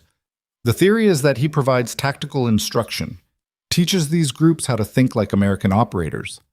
Because he was one. Because he was one. The wind came across the plateau in the long, flat gusts of high elevation. Avery pulled her jacket tighter. The man I took down, she said. If that's Kane, he's not talking. Intelligence has had him for 3 hours and he's not talking. He'll talk eventually. Maybe. Mercer's voice was non-committal in a way that suggested he wasn't certain. Or he'll lawyer up the moment he gets stateside and the whole thing becomes a jurisdictional problem that takes 2 years to resolve. Either way, it confirms the network had someone with serious tactical training on that ridge. Yeah. He looked at the mountains, the counter-sniper position. I went back through the topo after debrief. That position, on that specific shelf, looking down onto our hide site from above. He stopped. The only way you choose that exact shelf is if you know which shelf we're going to use. The terrain has 6 possible hide sites from the eastern approach. He was on the one above ours. She nodded. Which means whoever told him wasn't guessing at our position, Mercer said. They told him specifically. She waited. The planning session, he said. Quinn, I need to ask you something directly. Ask? In the drainage, when you broke north. He turned and looked at her. You had a read on someone in the column. Not a question. He'd seen it on her face in the moment, and he'd been carrying it since. She looked at him. I had a read, she said carefully. A read is not a confirmation. But you're watching someone. I'm watching the information. That's not... He stopped. Recalibrated. Is it someone I would have a hard time believing? She held his gaze for a moment. Yes, she said. He absorbed that. The jaw tightened slightly. The eyes went somewhere internal for a second, working through a list. Don't tell me, he said finally. She blinked. If you tell me, he said, I'll act on it. I won't be able to not act on it. And if I act on it without confirmation, and I'm wrong, we've destroyed someone's career on a read. He paused. Keep watching. When you have something beyond a read, come to me directly. Ashworth should know. Ashworth knows something is there. He's not stupid. Mercer looked back at the mountains.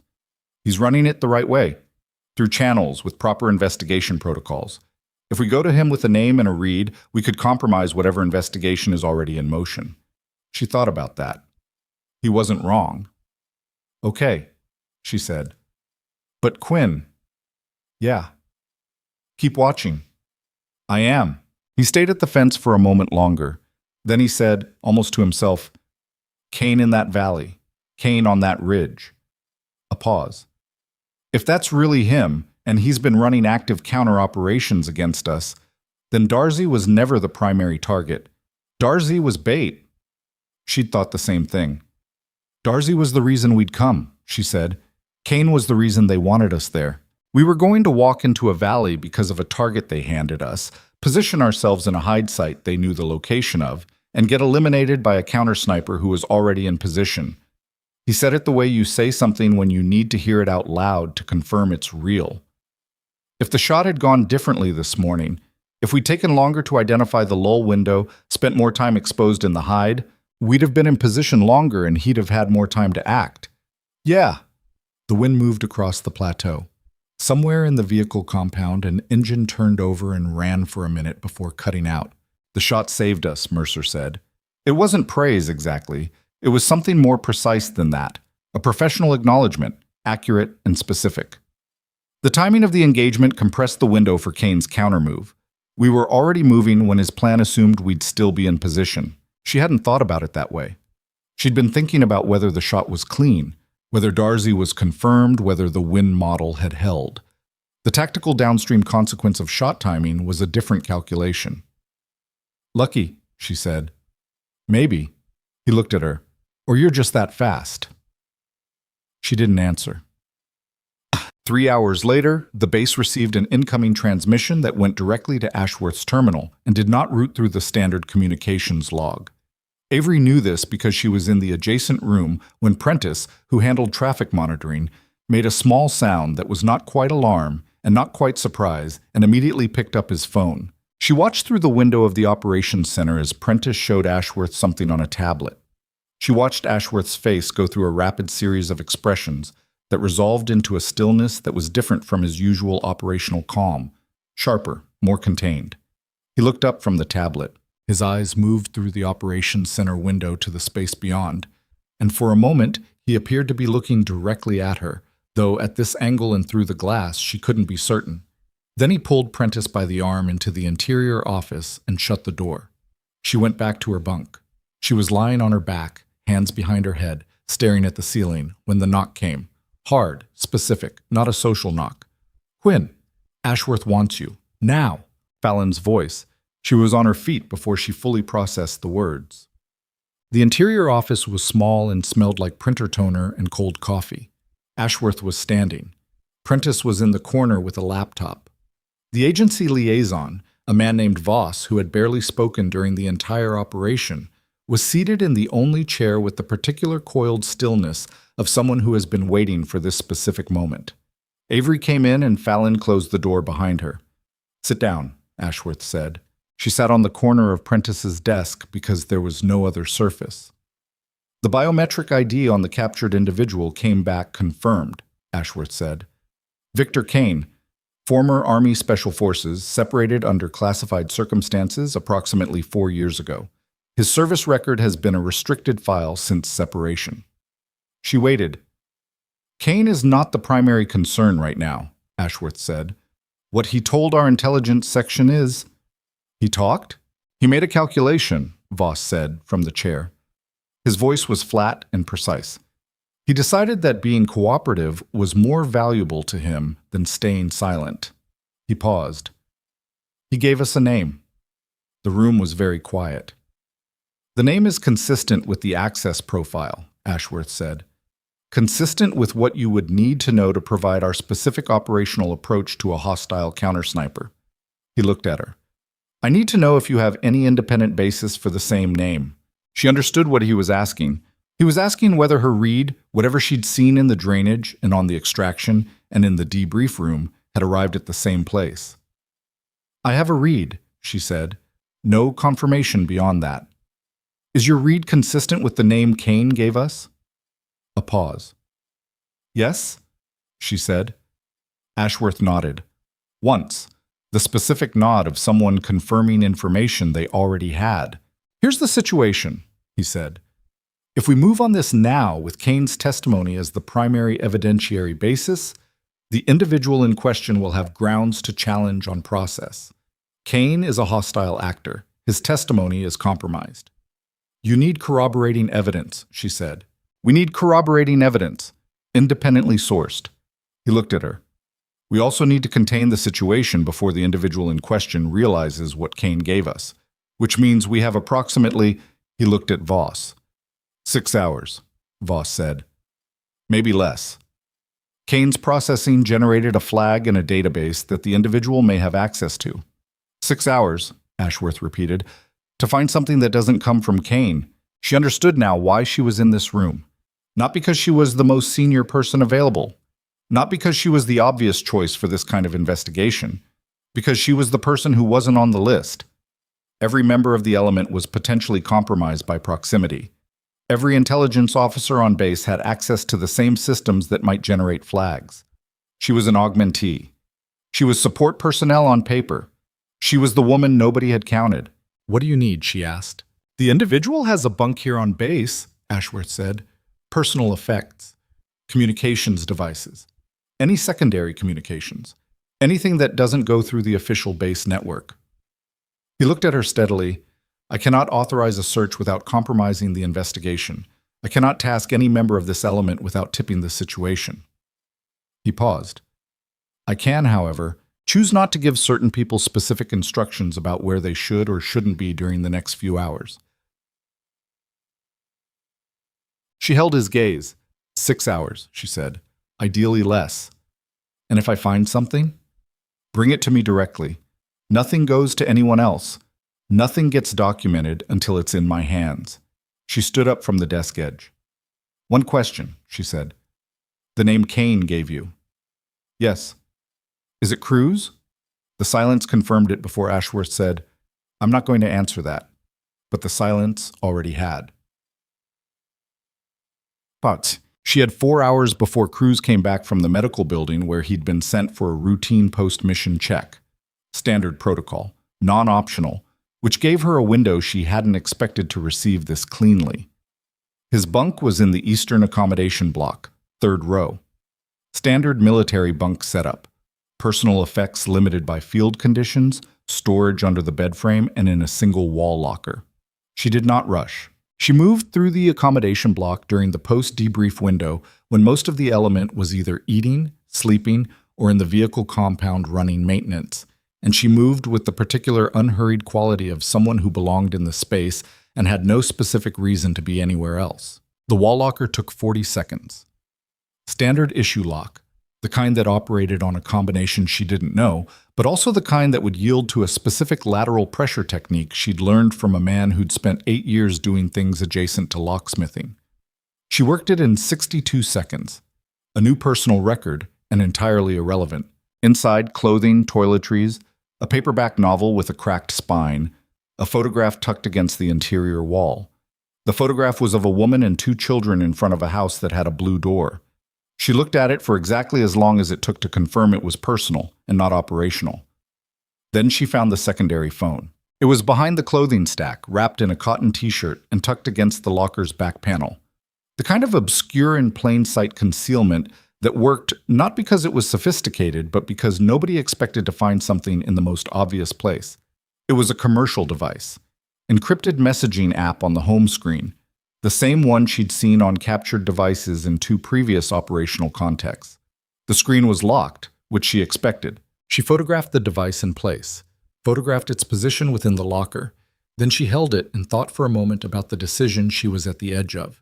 She did not turn it on. She did not attempt to access it. Accessing it without authorization would compromise the evidentiary chain in ways that might ultimately protect, rather than expose the person she was looking at.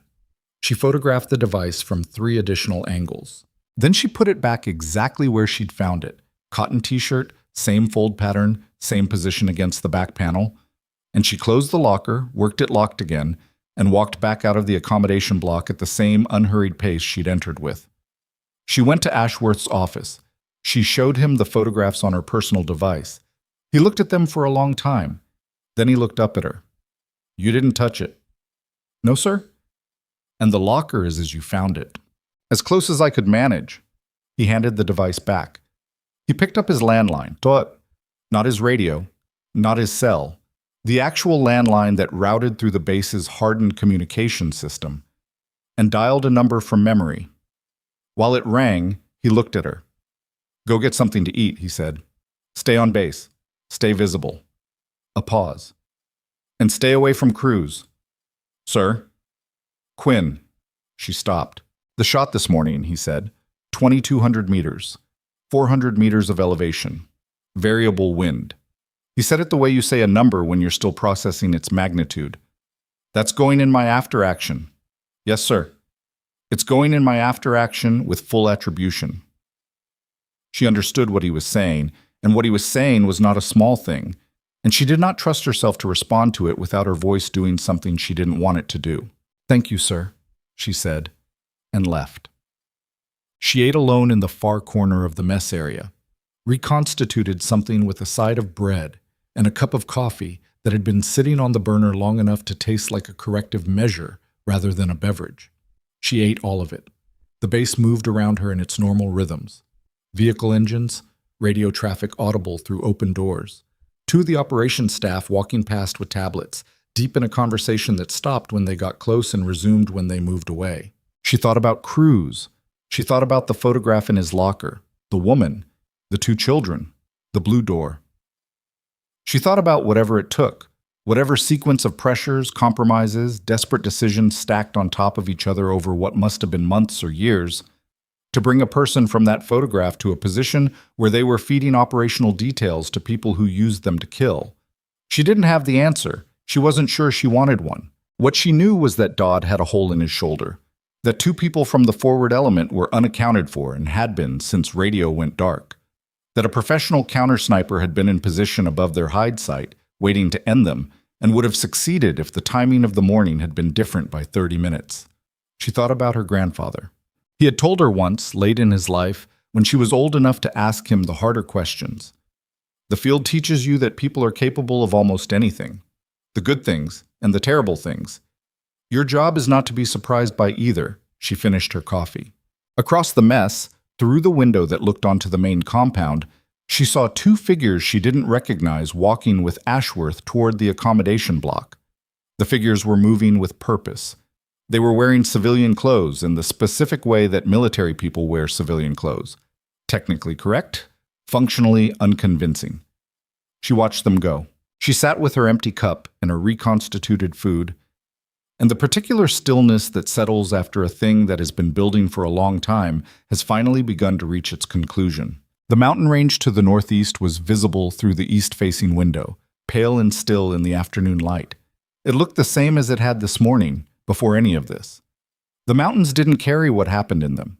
They just stood there, holding the weather and the cold and the silence, indifferent to the distances people tried to close across them. 2,200 meters.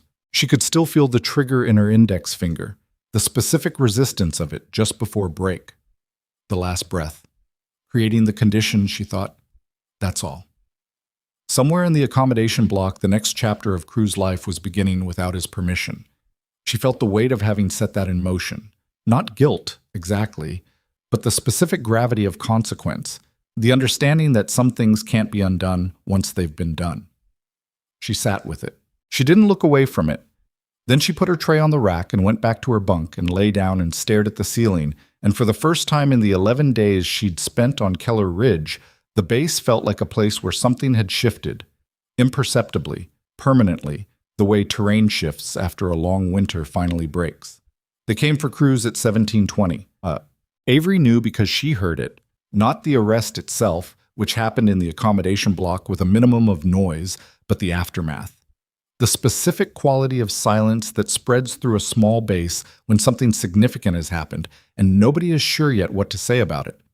The kind of silence that moves from building to building like weather. She was at the cleaning station when Fallon walked past the door and stopped.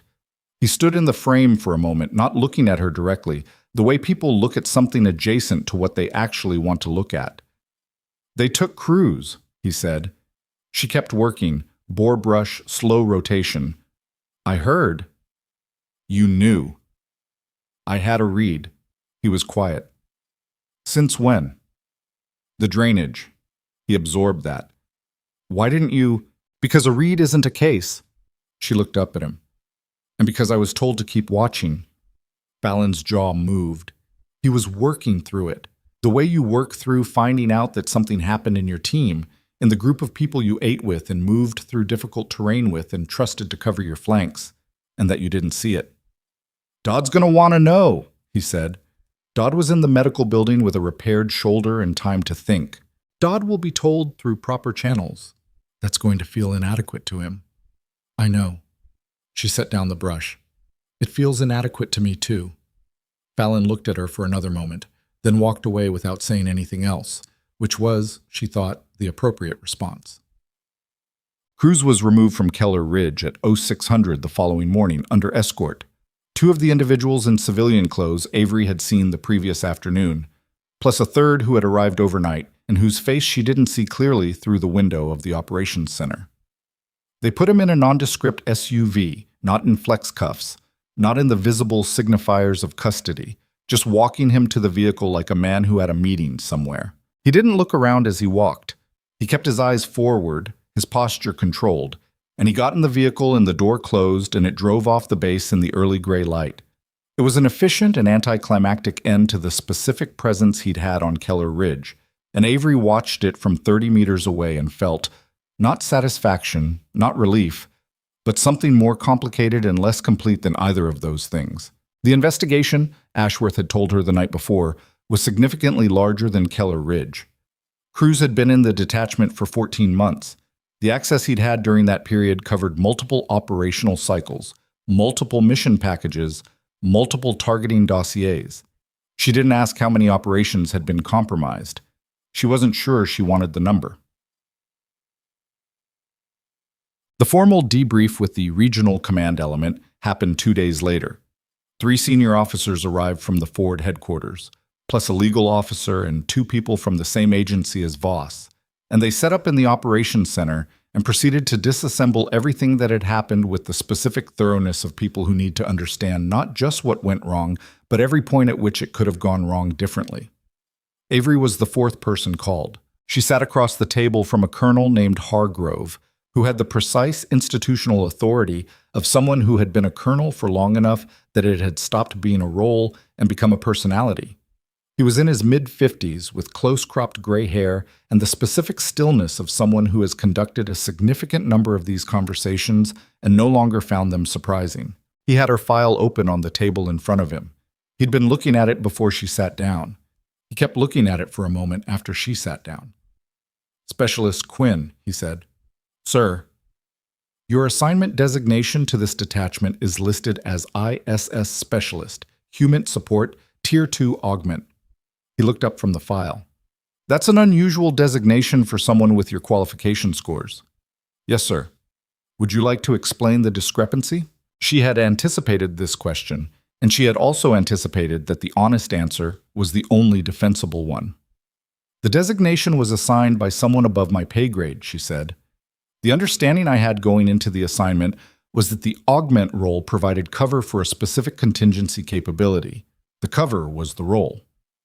The contingency being a long-range engagement capability that the detachment lacked." "Yes, sir. And the rationale for concealing that capability within a support designation." She held his gaze. "I was told it was operational necessity. I didn't ask for a fuller explanation."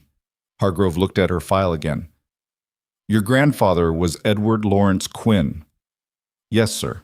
His service record is a reference file that senior personnel in certain specialties are expected to be familiar with." He said it without elaboration, but the implication was clear. He was familiar with it. He was an exceptional operator. He was. And an exceptional teacher, evidently. She didn't respond. It wasn't a question. Hargrove turned a page. "The engagement on the morning of the 14th. 2,200 meters, 400 meters elevation differential, variable crosswind." He looked up. "Walk me through the shot." She did. All of it. The wind modeling, the hide side observation, the lull cycle identification, the timing, the trigger. She kept it precise and technical and devoid of the things that couldn't be quantified. He listened without interrupting. When she finished, he looked at the file for a moment. "The distance," he said. "You're aware of what this represents. I'm aware there's no confirmed engagement in the database at this range in a combat environment." "There isn't." He paused.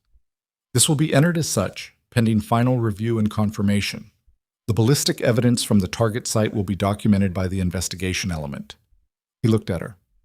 "I want to be direct with you, Specialist. Are there any aspects of the engagement that you would characterize as uncertain?" She thought about it honestly. Not defensively. Honestly. The wind in the last 15 seconds before trigger pull shifted slightly from my red. I compensated in the final adjustment.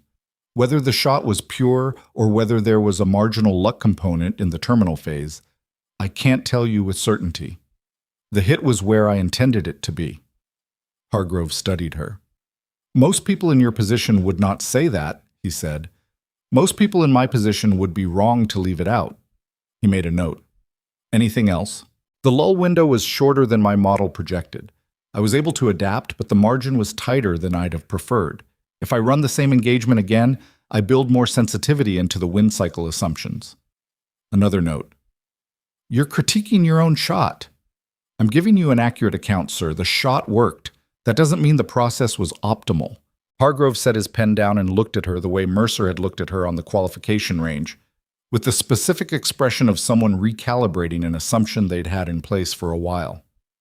"The north side contact in the drainage," he said. "You acted on your own assessment without authorization. I acted on what the situation required in the time available. That's a distinction that matters in some contexts and not in others." "I understand that, sir." "The individual you neutralized, Victor Kane, has been in the priority target list for this region for 22 months. His capture provides intelligence value that significantly exceeds the original mission objectives." He paused. "I want to be clear that this outcome was not the result of your assignment parameters." "I'm aware of that." "You understand why I'm making that distinction?" She understood. He was telling her that the capture was a consequence of her individual action, not a sanctioned mission objective, and that the legal and operational framing of it mattered for reasons that extended beyond her. He was also, she understood, building a record that protected her within that framing. "Yes, sir," she said. He nodded, closed the file. "I have one more question, and it's off the record." She waited. "The operational security breach, Cruz, when did you form the assessment that led to the search of his personal effects?" "In the drainage. The positioning of the north side contact relative to where Cruz was standing gave me the initial read. His behavioral indicators during extraction and debrief compounded it." "You had no prior suspicion?" "No, sir." "And you maintained operational function throughout the mission without acting on the suspicion prematurely?" "I didn't want to be wrong." "You weren't." She held his gaze. "No, but I thought about that, about what it would have meant if I had been." Hargrove looked at her for a long moment. "That's the right thing to have thought about," he said. "Dismissed, Specialist." She stood, squared herself, and left the room. In the hallway outside, Mercer was waiting on a bench with his forearms on his knees and a paper cup of something in his hands. He looked up when she came out. "How'd it go?" "Fine." She sat on the other end of the bench. "How was yours?" "Hargrove asked me whether I'd recommended you for the primary shooter role or whether Ashworth had made that call independently." He took a drink from the cup. "I told him it was collaborative." "Was it?" "Mostly." He looked at the door. "He asked me about your performance under operational stress." "What did you tell him?" Mercer was quiet for a moment. "I told him I'd seen better shooters on a controlled range." "Maybe." He paused. "Never better under pressure." She looked at her hands. "That's generous." "It's accurate." He set the cup down on the floor beside the bench. "The better on a range caveat is genuine, for what it's worth. Your fundamentals have 2 or 3 rough edges that you've been papering over with exceptional natural timing. I'd want to work on those before the next engagement." She looked at him. "Are you offering to keep working with me?" "I'm observing that if there's a next time, those edges could matter." He looked back at the door. "Whether that constitutes an offer depends on what comes out of this process." She nodded. "Mercer," she said. "Kane, What does it mean that he was running counter operations at this level? The coordination required means he had infrastructure, Mercer said. Real infrastructure. Safe houses, communications, local networks, money. You don't set up a two-point ambush with command element priority targeting using local assets and improvised coordination. That takes months of preparation. And Cruz was part of that. Cruz was providing the intelligence layer. Without his input, Kane's operation is tactically capable, but operationally blind. He'd know how to fight, but not where we'd be. Mercer paused. With Cruz, he knew everything. Our approach routes, our hide positions, our communication protocols. How long? From what I've heard, and this is not confirmed, somewhere between 8 and 14 months. He said it flatly, the way you say something when the flatness is the only alternative to something worse. 8 to 14 months. The number settled over her like the mountain cold. Darcy, she said. Yeah. Darcy wasn't just bait for us on this mission. No. Darcy's network has been feeding operational intelligence to Kane's group for at least a year. Every time we had a fix on someone in that network, it turned out to be either wrong or compromised before we could execute. Mercer looked at the floor. Some of those compromised operations, people didn't make it back. The silence between them was the kind that has weight. Is that in Hargrove's brief? She asked. He has the framework. The full accounting of affected operations is going to take months. A pause. Could take years. She sat with that. The specific heaviness of a number you can't calculate yet but know will be significant. The photograph in Cruz's locker, she said. There was a woman and 2 children. Mercer didn't answer immediately. I know about the family. What happened? Divorce, 3 years ago. Messy. Custody dispute that went against him. He was quiet. I don't know when the approach from Kane's network was made, or what was offered, or what the conversation looked like that first time. He paused. I've been in this long enough to know that it's rarely just about money. She thought about the photograph, the blue door. It doesn't help, she said, understanding why. It doesn't change what happened. No, Mercer said, but it keeps you from making it simple, and simple is usually wrong. She looked at the hallway wall. Plain plywood paneling, the kind that gets installed in temporary structures without much consideration for aesthetics. Someone had taped a handwritten duty roster to it that was 3 weeks out of date. What happens to Kane? She asked. Extradited eventually. Federal charges, espionage, material support, conspiracy. The legal process takes as long as it takes. He picked up his cup again.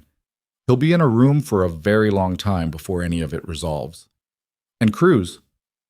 Same process, different charges probably, different prognosis. He stood up. Neither of them is your problem anymore. She looked at him. I mean that as a practical statement, he said, not a dismissal. The investigation takes over and we're witnesses, not participants. That's a boundary that protects you as much as it constrains you. I know. He picked up the paper cup, walked it to the waste bin at the end of the hallway, turned back. Hargrove's going to want a full debrief from everyone before they leave tonight. After that, he stopped, seemed to make a decision about something. After that, I don't know what the disposition looks like for this element. The detachment gets reviewed, the mission parameters get reviewed, the authorization framework for the augment assignment gets reviewed. He looked at her. It's possible that by the end of this week, you go back to whatever you were before this. ISS Specialist, Human Support, she said. The designation. The designation. She stood. That was always going to be temporary. Is that okay with you? She thought about it. Honestly, the way she'd thought about Hargrove's question on the engagement. I don't know yet, she said. Ask me after I've slept for 12 hours. He almost smiled. Not quite, but close.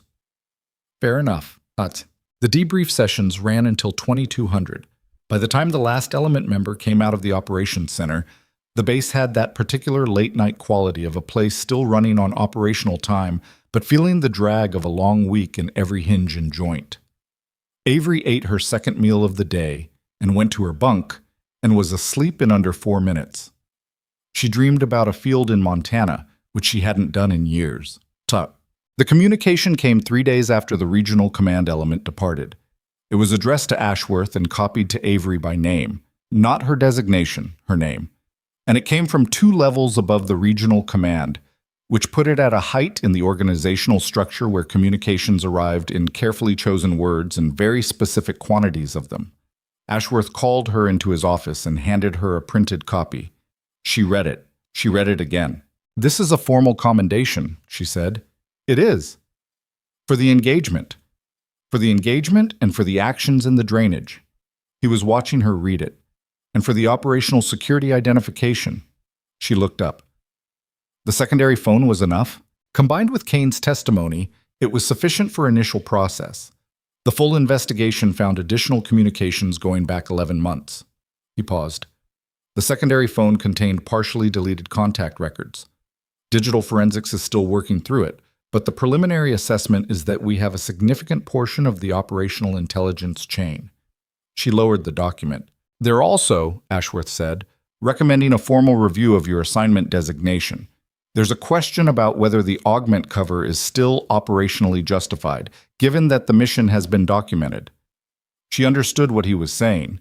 The cover was useful only when what it covered was unknown. Now it was known, and the question was what came next. "What's the recommendation?" she asked. "Reassignment to a formal sniper support role. Specific unit not yet determined." He held her gaze. "With your qualification scores and the documentation from this mission, you'd be eligible for several programs that don't typically take augmentees." She folded the commendation document along its existing creases. She wasn't sure what she wanted to say about that, and she'd learned enough about herself to know that she shouldn't try to say it before she understood what it was. "There's something else," Ashworth said. "Sir." "The distance record." Hargrove submitted the engagement documentation to the appropriate review body. He paused. "The formal certification process takes time, and there are verification requirements. The investigation element documented the terminal ballistics at the target site, which supports the range calculation. But the preliminary assessment is that it will be certified." She sat with that for a moment. 2,200 meters. The number had been in her head since the morning it happened, a background presence she hadn't fully engaged with because the operational consequences had been more immediate and more urgent than any record. Now, in the flat fluorescent light of Ashworth's office, it arrived at a different weight. "My grandfather's record was 1,240 meters, she said. "Confirmed? 1987. "I know." Ashworth's voice was quiet. "I looked it up." She looked at the folded document in her hands. "He would have hated this," she said. "The attention part. Not the shot. He would have understood the shot, but the record. He used to say that the moment you start caring about the number is the moment the number starts making your decisions for you." Ashworth didn't respond immediately. He let the statement stand. "He was right," he said finally. "But the number still matters to the institution, to the training programs, to the understanding of what's achievable under operational conditions." He paused. "You can hold both things at once." She nodded. She stood. "Sir," she said. "Mercer. Whatever the reassignment picture looks like for this element, I'd like it noted that his decision to run the field qualification rather than dismiss the engagement on principle was what made the mission possible. His spotting on the day was already noted," Ashworth said, "at length." "Good." She went to the door, stopped. "The 2 personnel from the forward element," she said, "who were unaccounted for when radio went dark." A pause. "Both recovered," Ashworth said. "One with minor injuries. One is still in medical care but expected to make a full recovery." He paused. "They were in a compromised position when the jamming went up. They sheltered in place and were extracted by a secondary asset 12 hours after we cleared." She let out a breath she'd been holding for 3 days. "Thank you, sir." "Quinn." She stopped. "How's the eye?" "The cut. The steri strips." She touched the area above her left eyebrow. The closure was holding, but the skin around it had gone through the full bruise cycle. Purple, then green, currently settling into a faded yellowish territory that was somehow less dignified than the original injury. "It looks worse than it feels," she said. "It looks bad." "That's consistent with how I feel about most of this week." He made the sound that functioned as a laugh without actually being one. She'd heard it twice before. It was, she understood, fairly rare. "Dismissed," he said, "and get some real sleep." Yud. She found Mercer and the eastern perimeter fence again that evening. The same spot, same posture, forearms on the top rail looking at the mountains. She came and stood beside him. "Heard you got the commendation," he said. "Heard you got a citation." "A citation is different from a commendation." "How?" "I'm not sure, actually. I think the paper is a different size." He looked at the mountains. "The record's going through the formal process." "I know." "How do you feel about that?" She considered it. She'd been considering it all day, in the spaces between the other things. "Strange," she said. "It doesn't feel like what I thought it would feel like." "What did you think it would feel like?" "I didn't think about it specifically. It just..." She stopped. "There are people who didn't come home from operations that crews compromised. The record feels separate from that, like it's living in a different category from the thing that actually happened." Mercer was quiet. "It is in a different category," he said finally. "The record is a number. The mission was what it was, a collection of things, some of them good, some of them bad, none of them reducible to a single number." He paused. "But the number still means something. Not to you, maybe. To the next person who comes up through a training program and is told what's possible." She thought about that. "My grandfather never told me the number. His number." She was looking at the mountains. "I found it in a training document years after he died. It was just there in a table. Name, date, distance.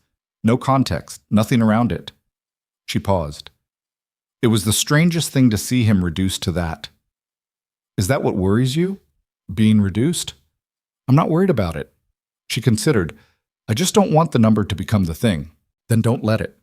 He said it simply, without instruction or advice in the tone of it.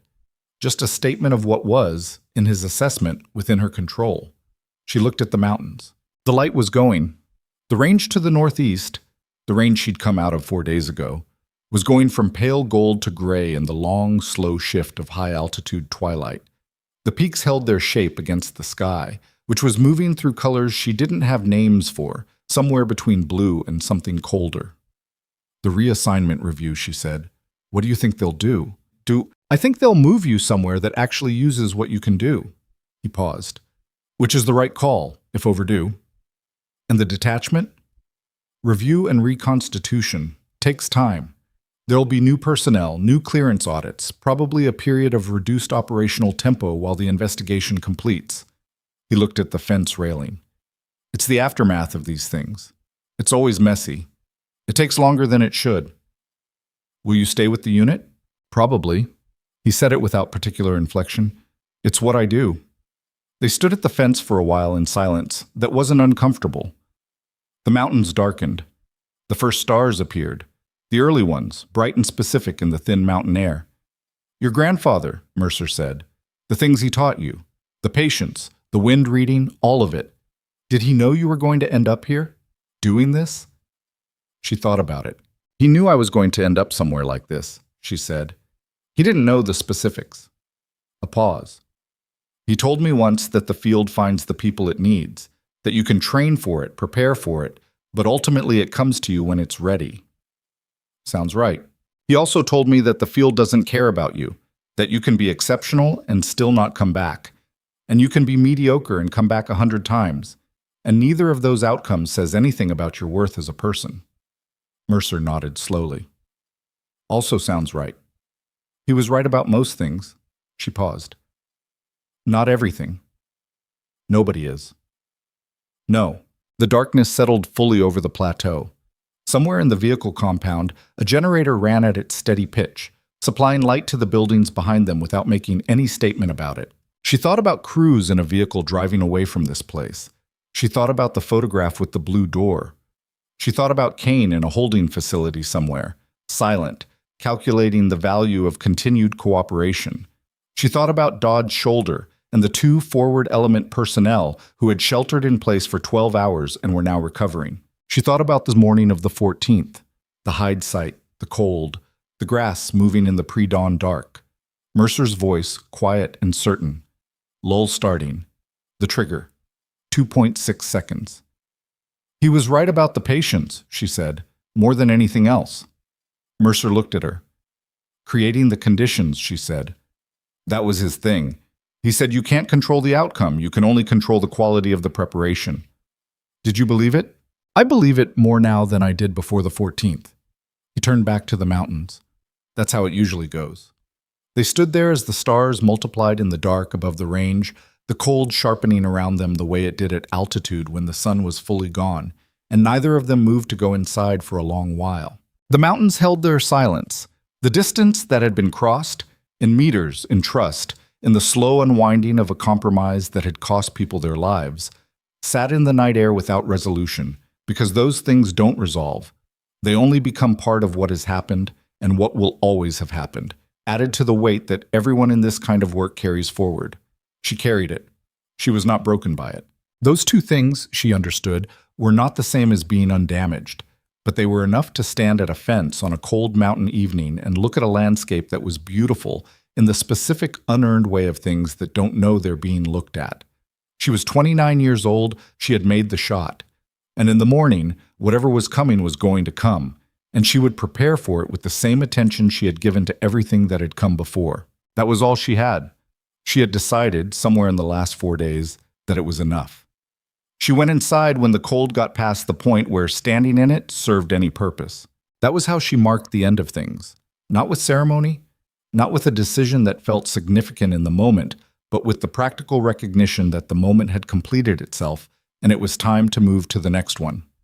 She walked back across the plateau to the accommodation block, pulled off her boots, and got into her bunk, and the mountains outside continued being mountains without her watching them.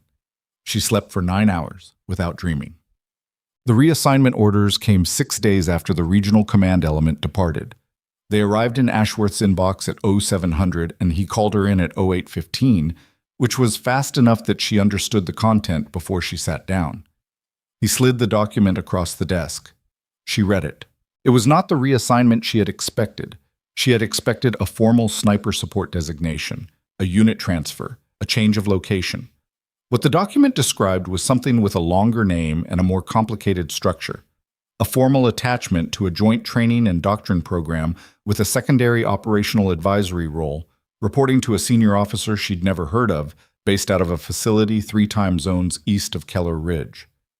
"This is an instructor position," she said. "It's an advisory and instruction position. The distinction is meaningful."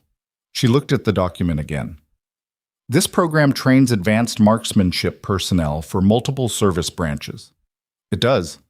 I'm 29. I'm aware of your age, Quinn." She put the document down. "Most of the people who run these programs have 20-plus years in. Most of them also don't have a confirmed engagement at 2,200 meters." He held her gaze. "The program director specifically requested you by name. The request was submitted the day after Hargrove's after-action landed at their level." She looked at the document. The program director's name was listed, Colonel Elaine Varda. She didn't recognize it. "She knows your grandfather's work," Ashworth said. "She trained under someone who trained under him." Avery was quiet. "The operational advisory component is real," Ashworth continued. "It's not a desk job with a fancy title. You'd be attached to field assessments, qualification evaluations, mission-specific consultation when long-range engagement parameters exceed standard capability thresholds." He paused. "It is also the kind of role that, if you do it for 3 or 4 years, opens doors that are currently closed to you regardless of your qualification scores." She folded her hands on the desk. "What do you think I should do?" He looked at her, slightly surprised. She thought that she'd asked. Ashworth was not a man who offered opinions on other people's careers. "I think," he said carefully, "that you have a capability that is currently being allocated at below its value. I think that's partly structural and partly the consequence of decisions made above your level and partly the consequence of decisions you made yourself when you chose the path you chose." He paused. "I think this corrects it." She nodded slowly. "The operational designation," she said. "If I take this, my status in the field changes. You'd be advisory, not embedded. You wouldn't be going into hide sites at 2,200 meters from targets." He said it evenly. "That's a real trade-off." She sat with it. "I'm not sure I'm done with the field," she said. "I know." He held her gaze. "This isn't the last decision you'll ever make about that. It's the next one." She picked up the document. "Read the program description again, more slowly this time. The structure of the curriculum, the assessment parameters, the operational consultation mandate." She thought about her grandfather in a field in Montana, crouched behind a rifle, talking a 14-year-old through breathing and trigger discipline and the patience that made everything else matter. You're creating the conditions, he'd told her. That's all. She thought about what it meant to create conditions not just for a single shot, but for the people who would come after.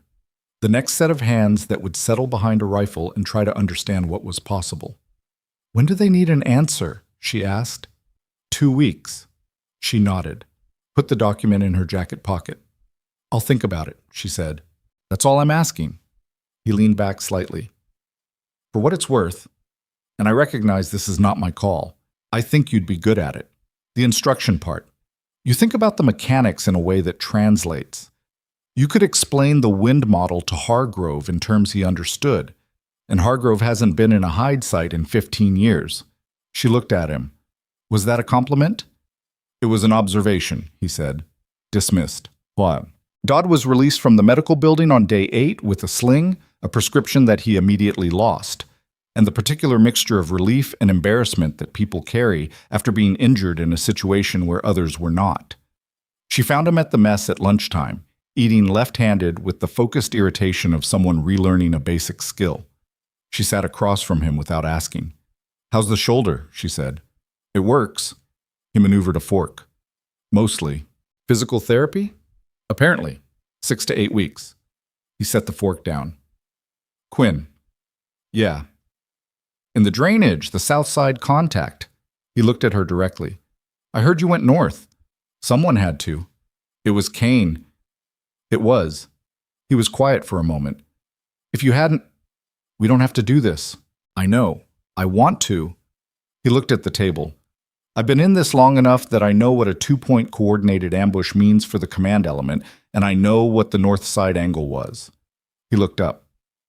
So, thank you. She looked at him. You'd have done the same. Maybe. He picked up the fork again. Maybe not as fast. She ate her lunch. He ate his, left-handed, with ongoing focused irritation. They didn't talk much. It was a comfortable silence, the kind that exists between people who have been in a hard place together and have emerged on the same side of it and don't need to process that fact out loud. When she stood to leave, he said, I heard about the reassignment offer. She stopped. Word travels. Small base. He looked at her. You taking it? Thinking about it. For what it's worth. I think you should. He adjusted the sling. I've been doing this 12 years. I've been in hide sites with people who could shoot and people who could think, and people who could do one of those things exceptionally well. He paused. I've never been in a hide site with someone who could do both at that level and also stay completely calm while they did it. He stopped. That's not a common thing. She waited. Teaching that to other people, he said. That matters more than any individual shot. She nodded. Rest the shoulder. I am resting the shoulder. You're not resting the shoulder. I'm resting it relative to what I'd be doing if it wasn't injured. She left him to it. Whomped. The formal certification arrived on day 11. It came as a classified document routed through official channels, and Ashworth called her in and read her the relevant section in full because the document itself had classification markers that meant she couldn't hold a copy. The language was bureaucratic and precise, the kind of language institutions use when they are establishing something for the record and want to be certain that the record is unambiguous. It confirmed the engagement. It confirmed the distance. It confirmed the environmental conditions and the ballistic documentation and the independent verification by the investigation element's technical specialists. It confirmed in the specific language of the review body that the engagement on the morning of the 14th represented the longest confirmed combat engagement in the database. Ashworth read it, put the document face down on the desk, and looked at her. She didn't say anything for a moment. My grandfather, she said. His record stood for 37 years. I know. He never talked about it. She looked at her hands. I used to think that was humility. Later I thought it was something more complicated, that the record itself was attached to a moment he carried in a way that wasn't entirely proud. The distance tells you the outcome. It doesn't tell you what the outcome cost. Ashworth looked at her. What does your record cost you? He asked. She thought about Darcy on the balcony, the phone in his hand, the 2.6 seconds. She thought about the forward element sheltered in place for 12 hours. Dodd's shoulder, the operational files that crews had compromised over 14 months. She thought about the photograph in the locker, the blue door. I don't know yet, she said honestly. I think I'll be finding out for a while. He nodded. That's the right answer. He picked up the document, put it in the secure file drawer, and locked it. The commendation ceremony, he said. Regional Command wants to formalize it before the detachment reconstitution process. The timing is... He checked his notes. Day 14, 3 days. Here? Here. He paused. There's a request from the program director's office that Colonel Varda attend. She'll be in the region for an unrelated review, and the timing works. Avery looked at him. She's coming to evaluate me. She's coming to a commendation ceremony. She's coming to evaluate me. Possibly both, he said, without inflection. She spent the 3 days doing what she had always done when she needed to think clearly. She ran the range, not with targets, not with the wind modeling or the trajectory calculations, just the basics, settling into position, controlling the breath, feeling the mechanics in her hands and her body until they were as automatic as walking. She ran it in the morning, and she ran it in the evening, and she ran it once in the middle of the night, when the insomnia that had been visiting irregularly since the 14th came back, and she couldn't find a better use of 2 a.m. Mercer found her on the range on the second morning. He came and sat on the bench behind the firing point and watched her go through a full dry fire series without interrupting. When she was done, he said, "Your breathing is still asymmetrical." She sat up from the prone. "I know. Inhale is fine. Exhale, pause before trigger is about a half-second too long. Adds tension in the anterior deltoid. I know." She'd known for years. "It's a training artifact. My grandfather breathed the same way." Training artifacts can be corrected. So can a half-second extension if you account for it in the final position. She looked at him.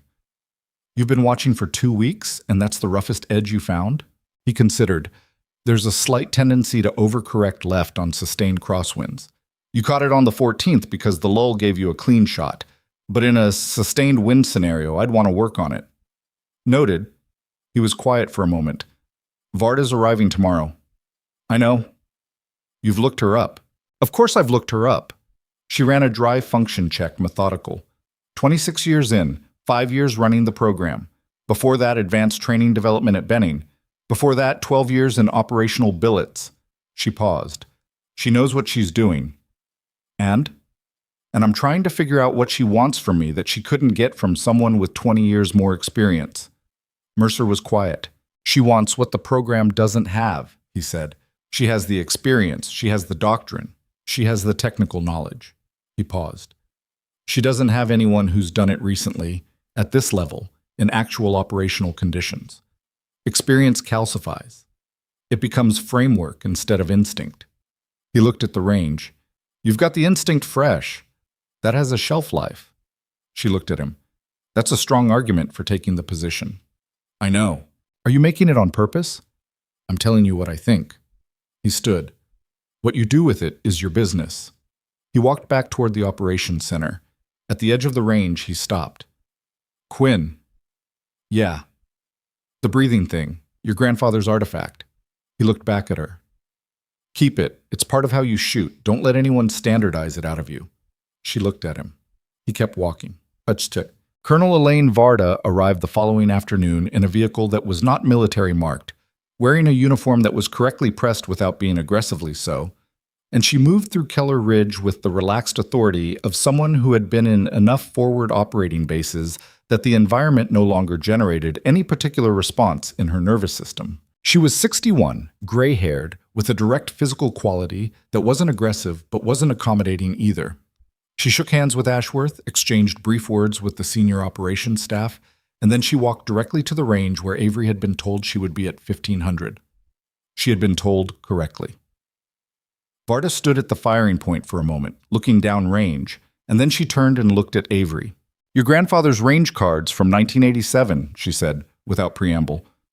"Do you have copies?" Avery blinked. "No, ma'am.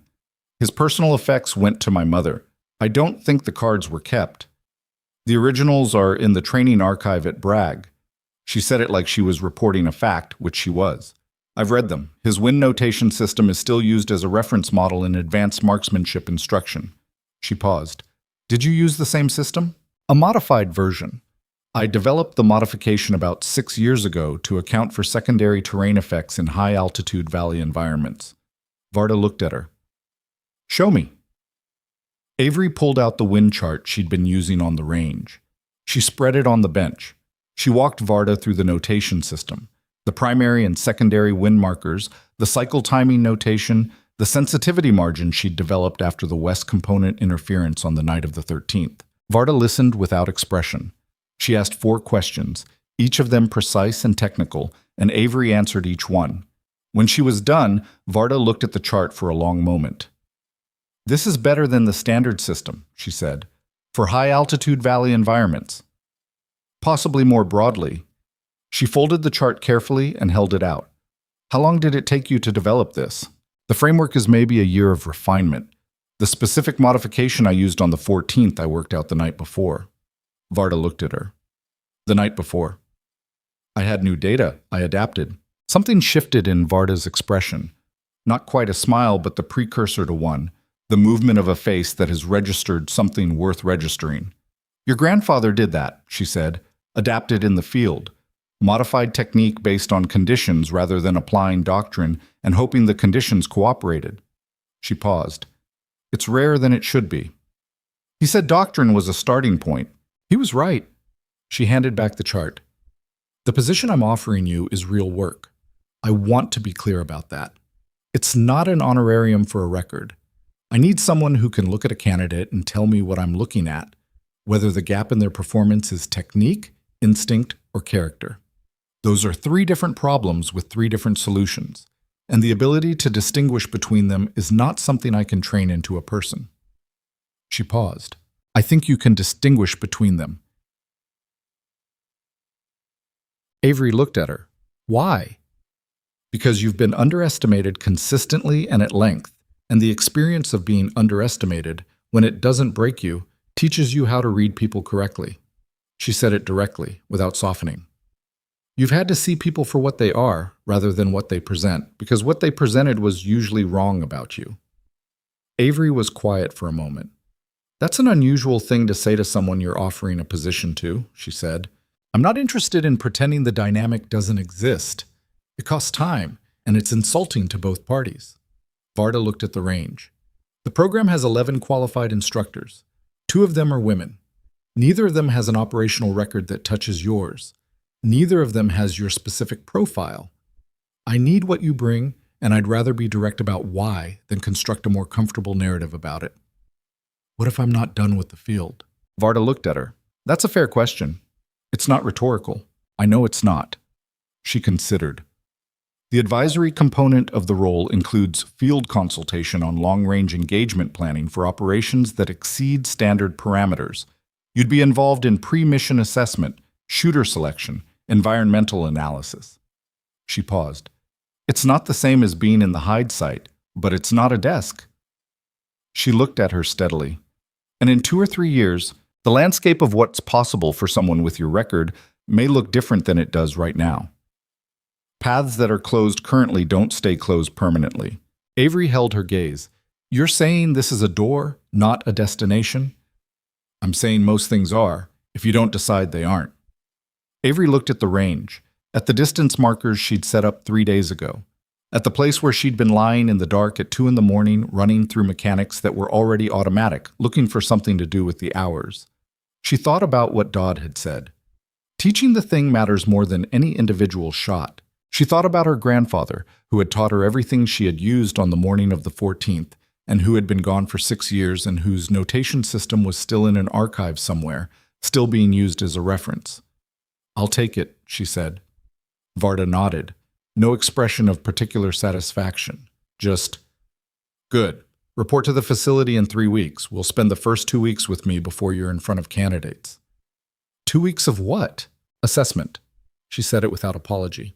I know what's in your file. I need to know what's not in your file before I put you in front of the next generation of shooters.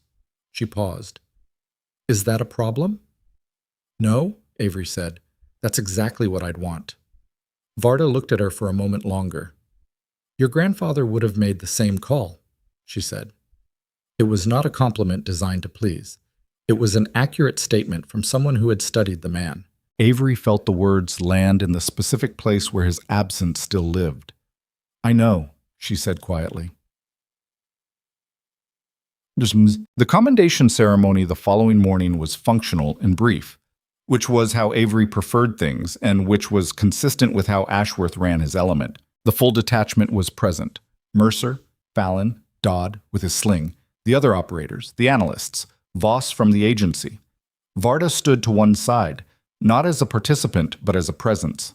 Hargrove had called in remotely, his voice through the operations center speaker sounding slightly compressed by the satellite connection. Ashworth read the commendation in full. It covered the engagement, the actions in the drainage, the operational security identification. The language was formal and active and did not understate what had happened. When he finished, he pinned the medal to her jacket. Slightly too high on the first attempt, readjusted, better, and stepped back. The room applauded. It wasn't loud and it wasn't long because the people in it were not the kind of people who made applause into a performance. Mercer caught her eye from across the room. He gave her one nod. She gave him one back. Dodd, beside him, gave a small upward tilt of his chin that cost him something in the shoulder and which she appreciated anyway. Hargrove's voice came through the speaker. Specialist Quinn, the record you've set is going to matter to this institution for a long time. Not primarily because of what it says about what you did, but because of what it says about what's possible. A pause. Your grandfather understood that principle. I think you do too. Yes, sir, she said. Thank you. She left Keller Ridge 4 days later, early in the morning, before most of the base was fully awake. Her kit was packed to the same weight she'd arrived with. The rifle was cased and cleared and logged out of the armory. Her bunk was stripped. Mercer met her at the vehicle's staging area. He was in his jacket, hands in his pockets, the particular posture of someone who showed up without entirely planning what to say. Safe travel, he said. You too. She put her bag in the back of the vehicle that was taking her to the airfield. Watch the wind on the eastern range. There's a secondary interference pattern from that ridgeline I never fully documented. I'll watch it. And the qualification protocol, so... She stopped, looked at him. You know what you're doing. I do. He paused. But come back and argue with me about it sometime. She looked at him for a moment. He was not an easy person to know, and she had not fully known him in the time they'd spent at Keller Ridge, but she had understood him, which was perhaps the more useful thing. I will, she said. She got in the vehicle. She didn't look back as it drove out of the compound, not out of the particular movie moment decision to not look back, but because there was nothing left in that direction that she hadn't already accounted for. Keller Ridge would become what it was, a location, a series of events, a set of decisions that mattered more than they would ever be formally recognized as mattering. She looked forward through the windshield as the base fell behind and the mountain road opened ahead in the pale early light. The facility Varda ran was in the eastern part of the country, not a famous place, not a location that appeared in any public-facing military material, a collection of unremarkable buildings at the edge of a flat piece of terrain that had been chosen for its isolation and its range distance, not its aesthetics. Avery arrived on a Tuesday, 3 weeks after the commendation. Varda met her at the vehicle drop-off and walked her through the facility without ceremony. Range complex, instruction buildings, candidate assessment area, housing block, talking the entire time in the practical voice of someone communicating operational context. The first cohort you'll work with starts in 4 weeks, Varda said. 16 candidates, mixed service branches. All have been through basic, advanced marksmanship qualifications. What you're assessing is the ceiling. How high can each of them actually go? And what's the limiting factor? How do I report the assessment? In writing, by candidate, within 72 hours of each assessment block. Your format. I want your read, not a checklist. What if my read is wrong? Varda glanced at her. Then I'll tell you and we'll talk about why. She said it without dismissiveness. Your read will be wrong sometimes. Being wrong is not the problem. Not examining why you were wrong is the problem. They stopped at the edge of the range complex. The distances were marked in red numerals on posts, ranges that ran out to 1.5 miles in the longest lane, with environmental obstacles at intervals. This is where you'll spend most of your time, Varda said. The classroom component is secondary. I want candidates learning from observation and correction, not from slides. Agreed. Avery looked at the range. Do the instructors shoot with the candidates? When it serves a purpose. Varda looked at her. I'm not going to tell you to hold back. I'm also not going to tell you to perform. You use what's useful when it's useful. Avery nodded. When do the 2 weeks of your assessment start? They started when you arrived. Varda said it without drama. I've been watching you since the vehicle drop-off. Avery looked at her. What have you observed? She asked. That you looked at the range first and the housing block second, Varda said, and that you walked the facility at the pace of someone who is learning it rather than someone performing comfort with a new environment. She paused. That's useful information. What does it tell you? That your priorities are where they should be and that you're not interested in appearing more comfortable than you are. She turned toward the instruction building. Come on, I'll show you the candidate files. The candidate files were thorough. Avery sat at a desk in the instruction building and read through all 16 of them in 2 hours, making notes on a legal pad in the margin notation system she'd developed over years of self-documentation. Some of the candidates were obvious: high qualification scores, consistent performance across environmental conditions, the kind of records that spoke for themselves. Several had gaps that the scores didn't explain. Good range performers whose field assessment records showed inconsistency under stress. 2 had the specific profile she recognized from the inside: exceptional instinct paired with underdeveloped analytical foundation, which meant they could make great shots without understanding why, which meant they'd hit their ceiling sooner than the scores suggested. She noted all of it. When she finished, she brought the legal pad to Varda's office. Varda looked at the notes for a long time. 3 candidates you've flagged as ceiling limited, she said. 2 ceiling limited, 1 ceiling unknown. The third one I need to see in person before I can tell whether the inconsistency in the field assessments is a character issue or a training artifact. Character issue meaning performance anxiety under genuine stakes versus controlled range anxiety. Different problems. She paused. The first responds to repetition and confidence building. The second, she stopped. The second you can't train out. You can manage it, but you can't remove it. Varda looked at her. You sound like you've thought about this for a long time. I've thought about the difference between what you can improve and what you can't. She looked at the legal pad. My grandfather talked about it. He called it the distance between preparation and character. He meant that preparation is the part you can control, and character is the part that shows up when you've done everything you can and you still have to make the decision. And character can't be trained. Character can be developed, she said, but the foundation has to be there. You can't build something on nothing. Varda set down the legal pad. Your grandfather sounds like he would have been useful in this program. He would have hated every administrative aspect of it, Avery said. But yes, something in Varda's face shifted into the full version of the expression that had been approaching since the range. Not quite a smile, but the real version of it. The one that didn't need to perform. Go get some sleep, Varda said. The work starts at 0500. What are we doing at 0500? You're going to shoot for me. She looked at Avery levelly. I've read the documentation. I've seen the ballistic reports. I need to see it with my own eyes before I put you in front of 16 people and tell them to learn from you. Avery nodded. Fair. What distance? Your choice, Avery said. Varda looked at her for a moment. 1500.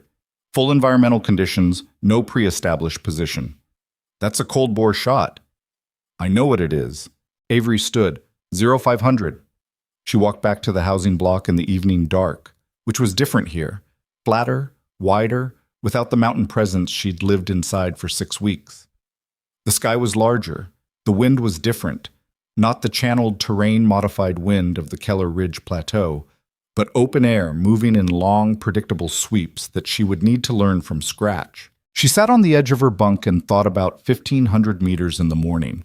Cold bore. No established position. Varda watching. She was not nervous exactly. She was precisely, appropriately alert. She thought, this is what the rest of it looks like. Not the mission, not the singular moment on the 14th, not the record that would live in a review body's database under her name and her grandfather's family name. This, The work that came after, that made the thing that had happened into something more than a data point. The teaching of it. The passing forward of the understanding that distance is physics, and physics can be learned and what cannot be learned, finally, is the stillness inside you that lets the physics do its job. She thought about 16 candidates who would arrive in 4 weeks, not knowing what they were capable of. She thought about what it would mean to see that in someone and name it correctly. She lay back on the bunk and looked at the ceiling of a room she didn't know yet in a facility she'd arrived at that afternoon, and she felt, not happiness exactly, but the specific quieter thing that underlies happiness when it's real. The sense of being in the right place, doing the right thing, for reasons that held up when you looked at them directly. It was enough. More than enough. Outside, the wind moved across the flat terrain in its long, readable sweeps, and she lay there listening to it, learning it, the way she had always learned the wind, with patience, with attention, with the understanding that it would tell you everything you needed to know if you were willing to be still long enough to hear it. She was still. She was ready. At 0500, she was going to shoot. And then she was going to learn how to give away everything she knew. The most dangerous thing you can do with a gift is keep it only for yourself.